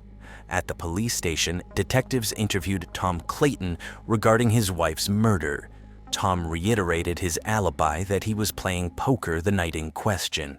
The detectives then decided to question the other players Tom mentioned being at Greg and Linda Miller's house that evening. All the players confirmed that Tom was present. Although Tom had a solid alibi for his wife's murder, the detectives found him to be strangely calm considering the situation. They asked him several times if he had anything to do with Kelly's murder, and Tom denied it every single time. Unfortunately, Tom and Kelly's 7-year-old daughter, Charlie, witnessed the entire assault on her mother, Kelly, and the detectives needed to question her. The detectives, recognizing the importance of protecting Charlie's well-being, decided to take a different approach when asking her about her mother's murder. Rather than immediately delving into the details of the incident, they took the time to make her feel comfortable. They engaged in lighthearted activities, such as playing board games with her, before the serious discussion began. When the detectives finally approached the topic of the murder, they asked Charlie to describe what she had seen that night. According to Charlie, a robber had entered the house dressed in a mask, a long-sleeved black shirt, and jeans. The intruder had a white stick that resembled a metal pipe, and it was with this weapon that they assaulted Kelly. Charlie recalled that she heard Kelly yell, "Run, Charlie, run," as the assailant pushed her down the stairs. Charlie recounted that after Kelly was pushed down the stairs by the intruder, she followed and witnessed this person beat Kelly to death on the kitchen floor. She stated that she thought her mother was dead on the floor, so she lay next to her and hugged her leg. Throughout the interview, 7-year-old Charlie appeared detached from the situation. According to Charlie, the robber who hurt her mommy had the same eyes as her daddy. However, little Charlie told the detectives her dad couldn't have hurt her mommy because then who would take care of them? Based on all the evidence recovered from the crime scene and Charlie's statements, the detectives thought the intruder's goal was not to rob the house, but to murder Kelly. After the detectives questioned Tom Clayton, they charged him with second-degree murder in regard to his wife Kelly's death based on his daughter's description of the intruder looking like him. Tom pleaded not guilty to the second-degree murder charge. He was released on bail and returned to the home where Kelly was murdered. He cleaned it up and continued to live there. Within 1 month after Kelly's murder, Tom began having sexual relations with various women, gambling in Atlantic City, and did not appear to be grieving. These actions raised suspicions among the detectives, who believed that Tom's actions were not those of a loving husband mourning the loss of his wife. However, Tom continued to profess his love for Kelly and said he would never hurt her. He was planning on taking her away for a second honeymoon. Tom was insisting that the detectives check his GPS records on his work truck, which indicated that he did not arrive home until 12:35 a.m. Despite verifying the time Tom came home through his vehicle's GPS, the detectives remained convinced that he was somehow involved in Kelly's murder. During the investigation, the detectives spoke to Greg and Linda Miller, whose house Tom was at playing poker. They mentioned that something seemed off about Tom on the night of the murder. According to Greg and Linda, Tom, normally happy and talkative, was quieter than usual and spent most of the night texting on his cell phone. However, they did not believe Tom was capable of harming his wife, Kelly. The detectives also spoke to Kim, Kelly's sister, as part of their investigation. They asked her if she knew of anyone who would want to hurt Kelly. Kim mentioned the name Michael Beard. Michael Beard was a close friend and co-worker of Tom Clayton, functioning as a right-hand man. Whenever Tom needed anything done, he would rely on Michael. Tom Clayton and Michael Beard's close relationship extended beyond their professional endeavors, as Michael also knew Tom's wife and children. There were instances when Kelly needed to run errands and Michael would step in and sit with Charlie and Cullen while their mother was gone. Michael had high praise for Kelly and the children, describing them as beautiful people. In addition to being employed by Tom, Michael was also his landlord, as Tom owned the building where Michael and his family resided. They paid a monthly rental fee of $1,000. However, things took a turn for the worse when Michael was accused of drinking while working. As a result, Tom made the decision to fire him. This incident not only resulted in the loss of his job, but also created a financial burden for Michael, as he was already behind on the rent owed to Tom. Tom's decision to terminate Michael's employment not only affected his employment status, but also put his tenancy in jeopardy. Tom initiated eviction proceedings against Michael, further exacerbating his financial struggles.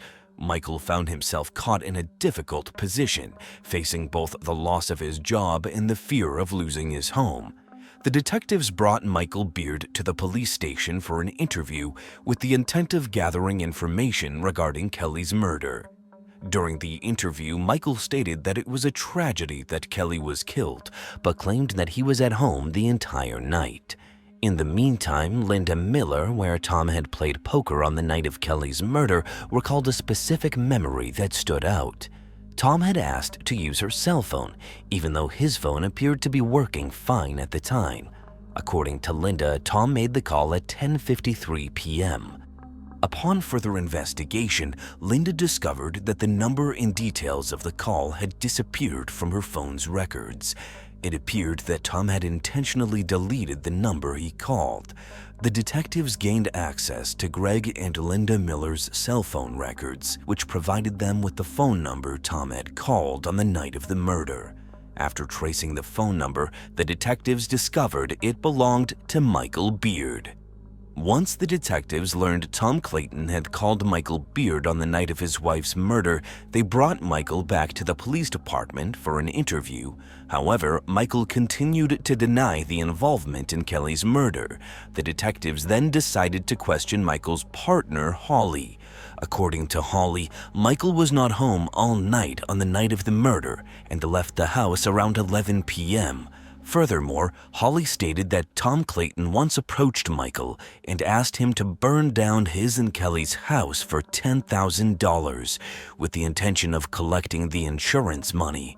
When Michael was confronted with this information, he decided to make a full confession to murdering Kelly. Michael confessed to murdering Tom's wife, Kelly, in exchange for a payment of $10,000. He claimed that he had agreed to kill the woman but never received any money from Tom. In a signed confession, Michael Beard laid out the entire plan, according to which he was supposed to go to Tom's house and murder his wife, Kelly, while the children were out at their grandmother's house. Tom instructed Michael to use the gas cans in the garage to burn the house down so that he could collect the insurance payouts for the damaged house and vehicles. However, Michael claimed that he never set the fire. Instead, he fled from the scene after murdering Kelly. Michael took the police and led them to the murder weapon, which was described as a sledgehammer-type object. When tested, it was found to contain Kelly's DNA. Additionally, Michael led them to an area where he had disposed of his bloody clothing items.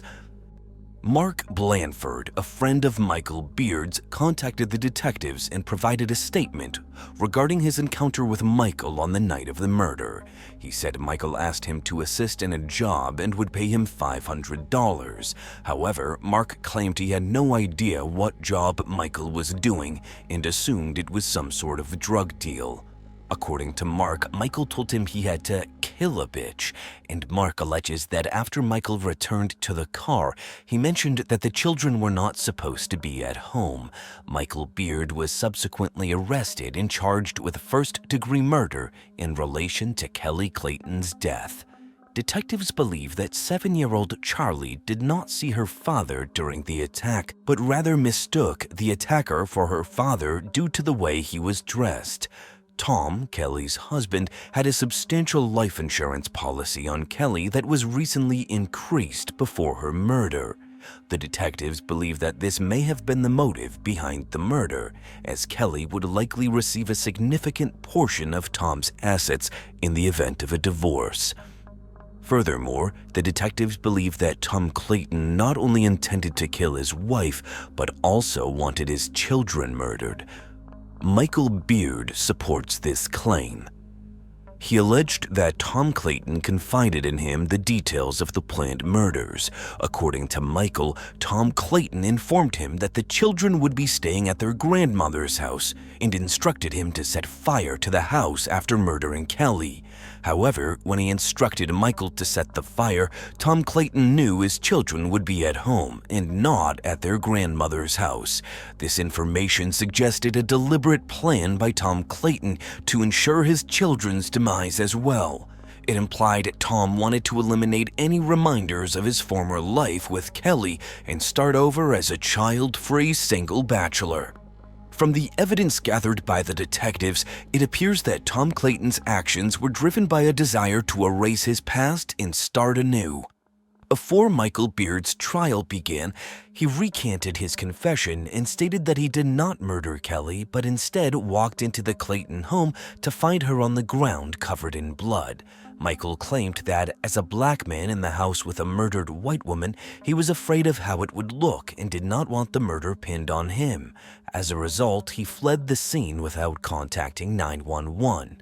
Michael Beard claimed his signed confessions were coerced, but in 2016, he was found guilty and sentenced to life without parole. In an interview with 2020, Michael changed his story again and stated that he arrived at the Clayton home on the night Kelly was killed and saw a man running from the scene. He claimed this man ran into him, nearly knocking him down. However, Michael's revised statement raised several questions. If this information was true, why didn't he bring this up at the start of the investigation? Mark Blandford pleaded guilty to a reduced charge of second-degree manslaughter for acting as the lookout while Michael Beard murdered Kelly Clayton. The plea was part of a deal where Mark promised to testify against Tom Clayton. Although Mark had an extensive criminal record spanning over 30 years, he had never faced charges as serious as this one. At his sentencing hearing, Mark expressed remorse to Kelly's family and friends, apologizing for the role he played in her murder. During Michael's trial for his wife Kelly's murder, the state presented various women who claimed that they had been in relationships with Tom while he was married to Kelly. One of the women testified that Tom often spoke badly about his wife, calling her lazy. However, when Tom's defense team had the opportunity to counter the state's claims, they argued that having extramarital affairs did not automatically make him a murderer. Despite the defense's arguments, the jury found Tom guilty of second-degree murder. Today, Tom's children are thriving in the care of their Aunt Kim, Kelly's sister. The children have a strong support system, allowing them to continue their lives without their mother. To honor Kelly's memory, a park was built in a playground where she used to take her children to play. Her son even calls it Mommy's Bench. Jonathan was born in Michigan in 1994 to Jennifer and Michael. 3 years later, his sister Jessica came into his life. From a very young age, Jonathan and Jessica formed a bond that's unbreakable. They shared a special connection. Unfortunately, Jonathan's parents, Jennifer and Michael, faced struggles. Their frequent fights meant Jonathan and Jessica were often left in the care of their grandmother, Sandra. Sandra was Jennifer's mother and took on the role of a nurturing caregiver to her grandchildren. She provided Jonathan and Jessica with a safe and loving home away from home. At their grandmother's house, Jonathan and Jessica found solace and comfort. Sandra brought joy and laughter, and the children cherished the moments they spent with her. She was married to Fred Lane. Together, Sandra and Fred created a family unit that nurtured and protected Jonathan and Jessica. In 2008, after enduring years of turmoil, Jennifer and Michael divorced. When Jonathan was a Farmington Central High School senior, he faced a challenging and unexpected turn of events. His mother made the decision to move the family from Michigan to Arizona. The move was difficult for him,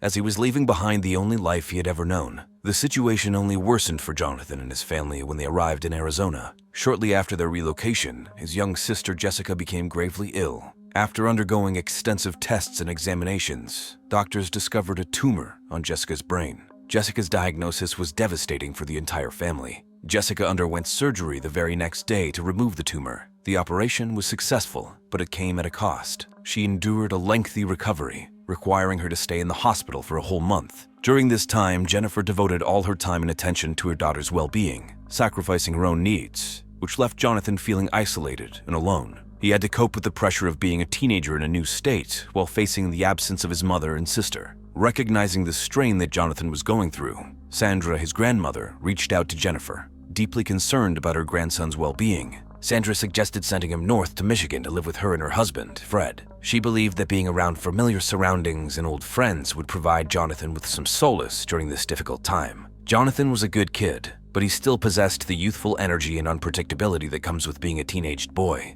Jennifer worried whether her 74-year-old mother Sandra would be capable of caring for him. However, Sandra reassured Jennifer that she was more than capable of taking care of him. 1 month after the Hoffman family moved to Arizona, Jonathan returned to Michigan and moved in with his grandmother Sandra and her husband Fred. This homecoming brought joy and relief to Jonathan, who was midway through his senior year at high school. He was thrilled to be back among his friends and family, feeling a sense of comfort and belonging he had missed while away. Jonathan's friends agreed that he was shy at first, but when he opened up, he was a lot of fun and loved to make people laugh. He had a zest for adventure and was always up for trying new things. When he returned to Michigan and Farmington Central High School, his friends were thrilled to have him back. Jennifer, his mother, missed her son greatly and made the trip to Michigan to visit him for 2 weeks. Despite Jonathan's apparent happiness living with his grandmother, Jennifer discovered that he had been smoking cannabis. However, Jonathan's dabbling in illegal substances did not extend to harder drugs. Although Jennifer was not happy about his cannabis use, she considered this typical teenage experimentation.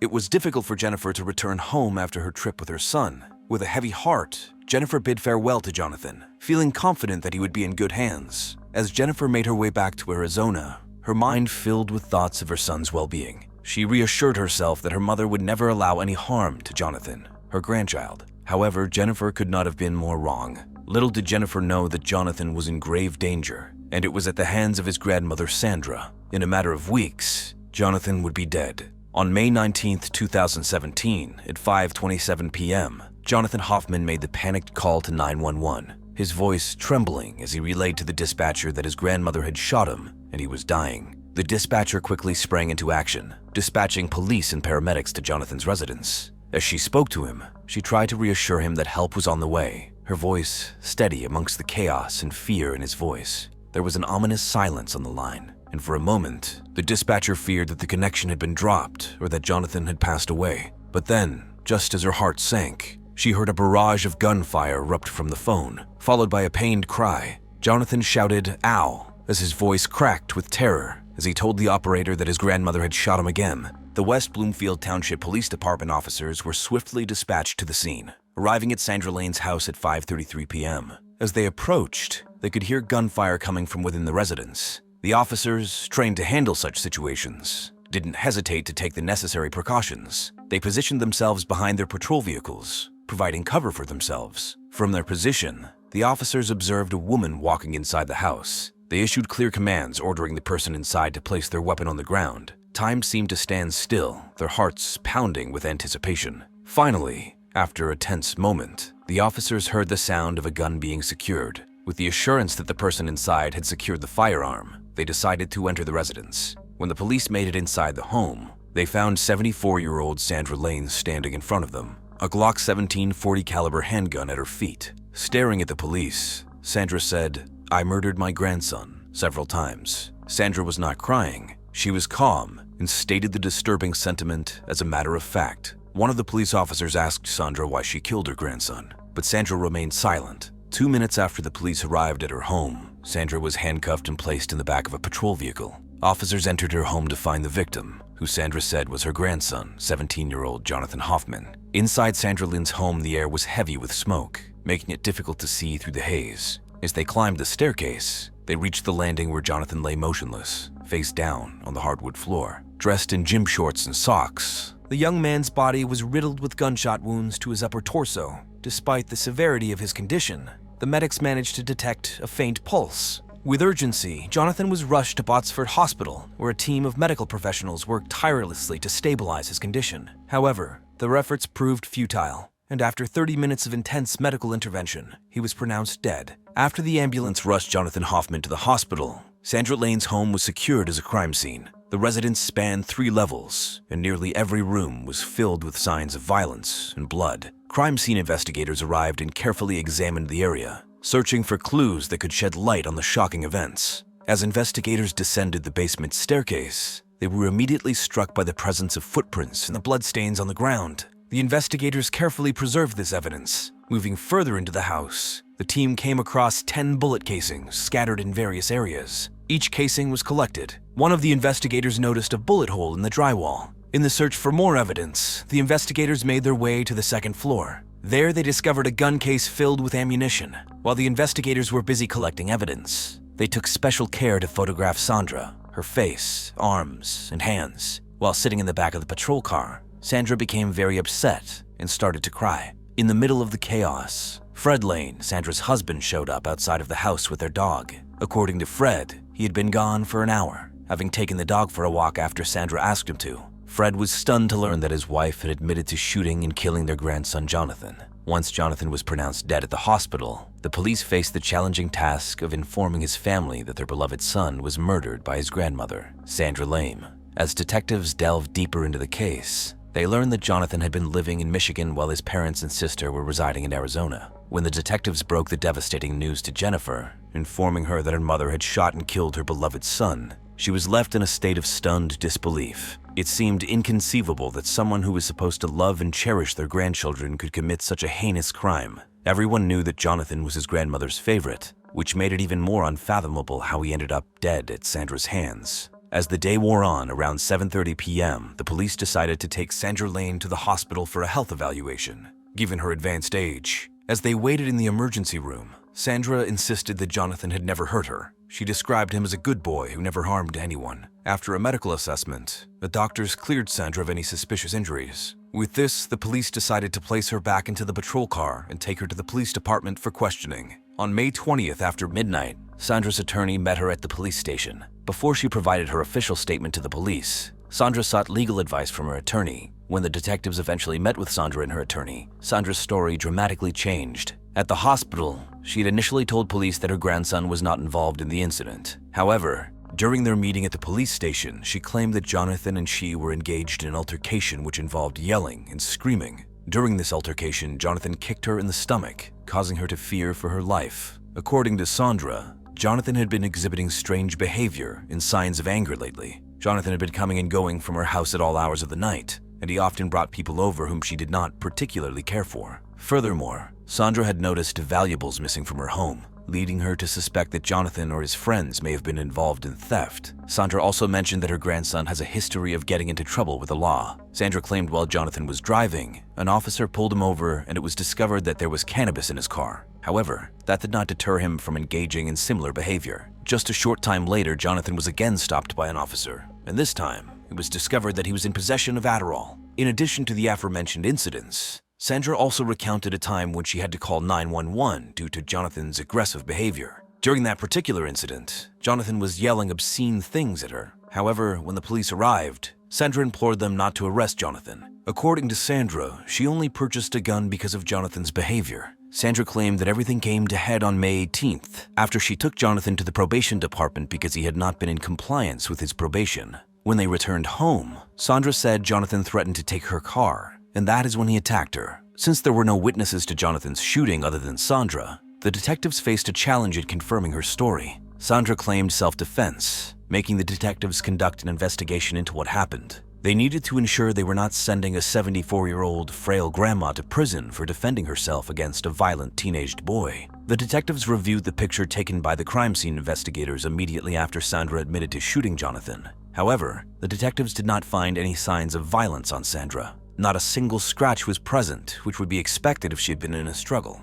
During her court arraignment, the judge ruled that Sandra should be held with bond as she awaited trial at the Huron Correctional Facility. Paul Walton, the prosecutor assigned to the case, felt that the 911 call made by Jonathan contradicted Sandra's claim of self-defense. When Paul listened to the call, he noticed a significant period, approximately 2 minutes and 51 seconds, of silence before Sandra fired another shot at Jonathan. Based on Walton's observations, it seemed that Jonathan was already severely injured and posed no immediate threat to Sandra. However, Sandra's defense attorney presented a different argument. They contended that Jonathan was still a threat despite his injuries. The defense highlighted a portion of the 911 call where Sandra is heard yelling, "Let go," during the altercation, suggesting that Jonathan was still coming for his grandmother, even though he was injured. The defense attorneys for Sandra Lane argued that she was nothing more than an innocent and loving grandmother. They argued that the end of the 911 call, where Sandra can be heard saying to her grandson, who was bleeding out, to lie down and that she was going to get him some water, proved that point. According to the defense, these statements showed Sandra's true nature as a compassionate and caring woman.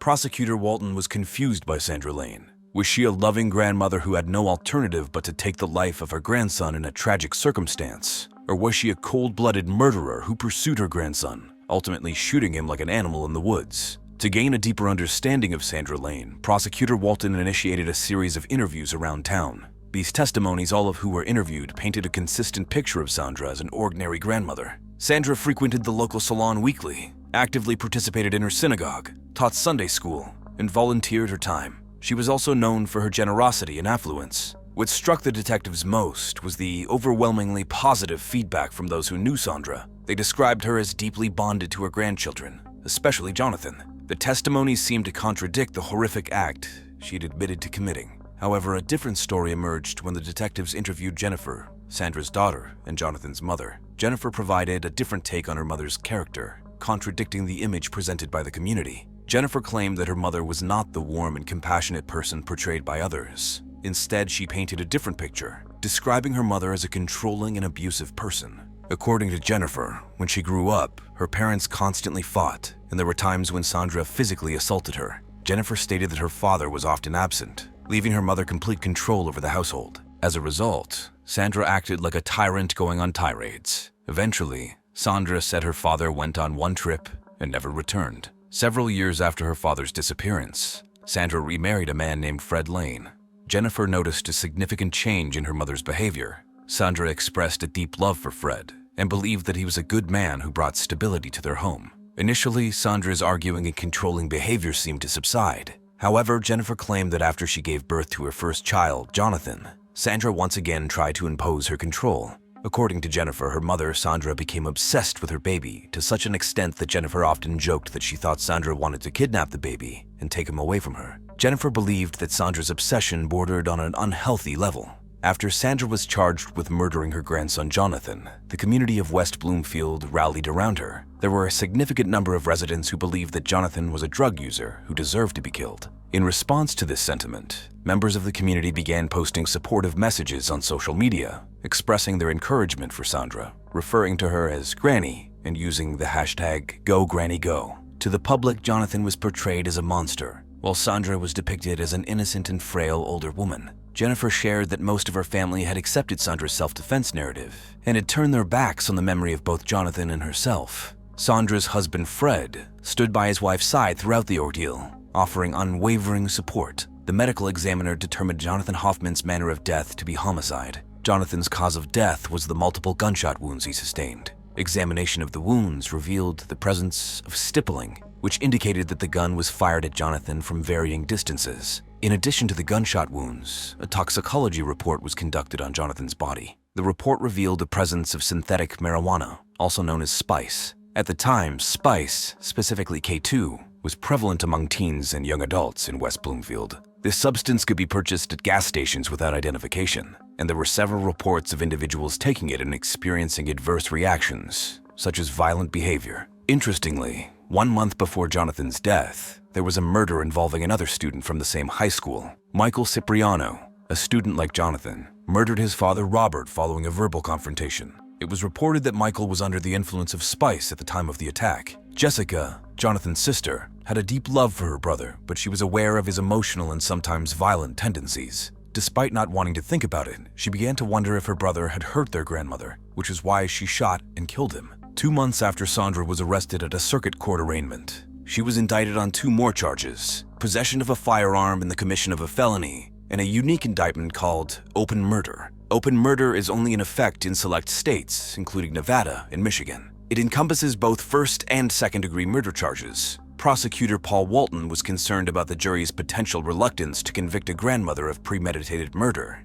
As a result, he decided to present the jury with a broader range of options, a decision that displeased the defense. They felt that the prosecution was copping out on their job. In 2013, Sandra Lane went on trial for the murder of her grandson. News of the killing spread, garnering national attention. Many people blamed Jennifer, Jonathan's mother, for allegedly sending him with Sandra to Michigan. There were those who posted on social media criticizing Jennifer and suggesting her son deserved to die, along with Jennifer herself. During the trial, Sandra Lane's defense attorneys focused on portraying her as an innocent and loving grandmother. However, the state put forth a contradicting argument, attempting to disprove her claims of self-defense. Prosecutor Walton presented the jury with the images taken after the shooting, which depicted Sandra. He argued that these images indicated inconsistencies in her account of the altercation. One of the notable discrepancies pointed out by Prosecutor Walton was that Sandra's clothes were not ripped, her jewelry was not torn off, and her glasses were still fixed in place. Additionally, her hair remained styled. This evidence implied that there was no physical struggle between Sandra and Jonathan, as she had claimed. Additionally, there was evidence to support the theory that Sandra went down to the basement after the shooting to find additional ammunition.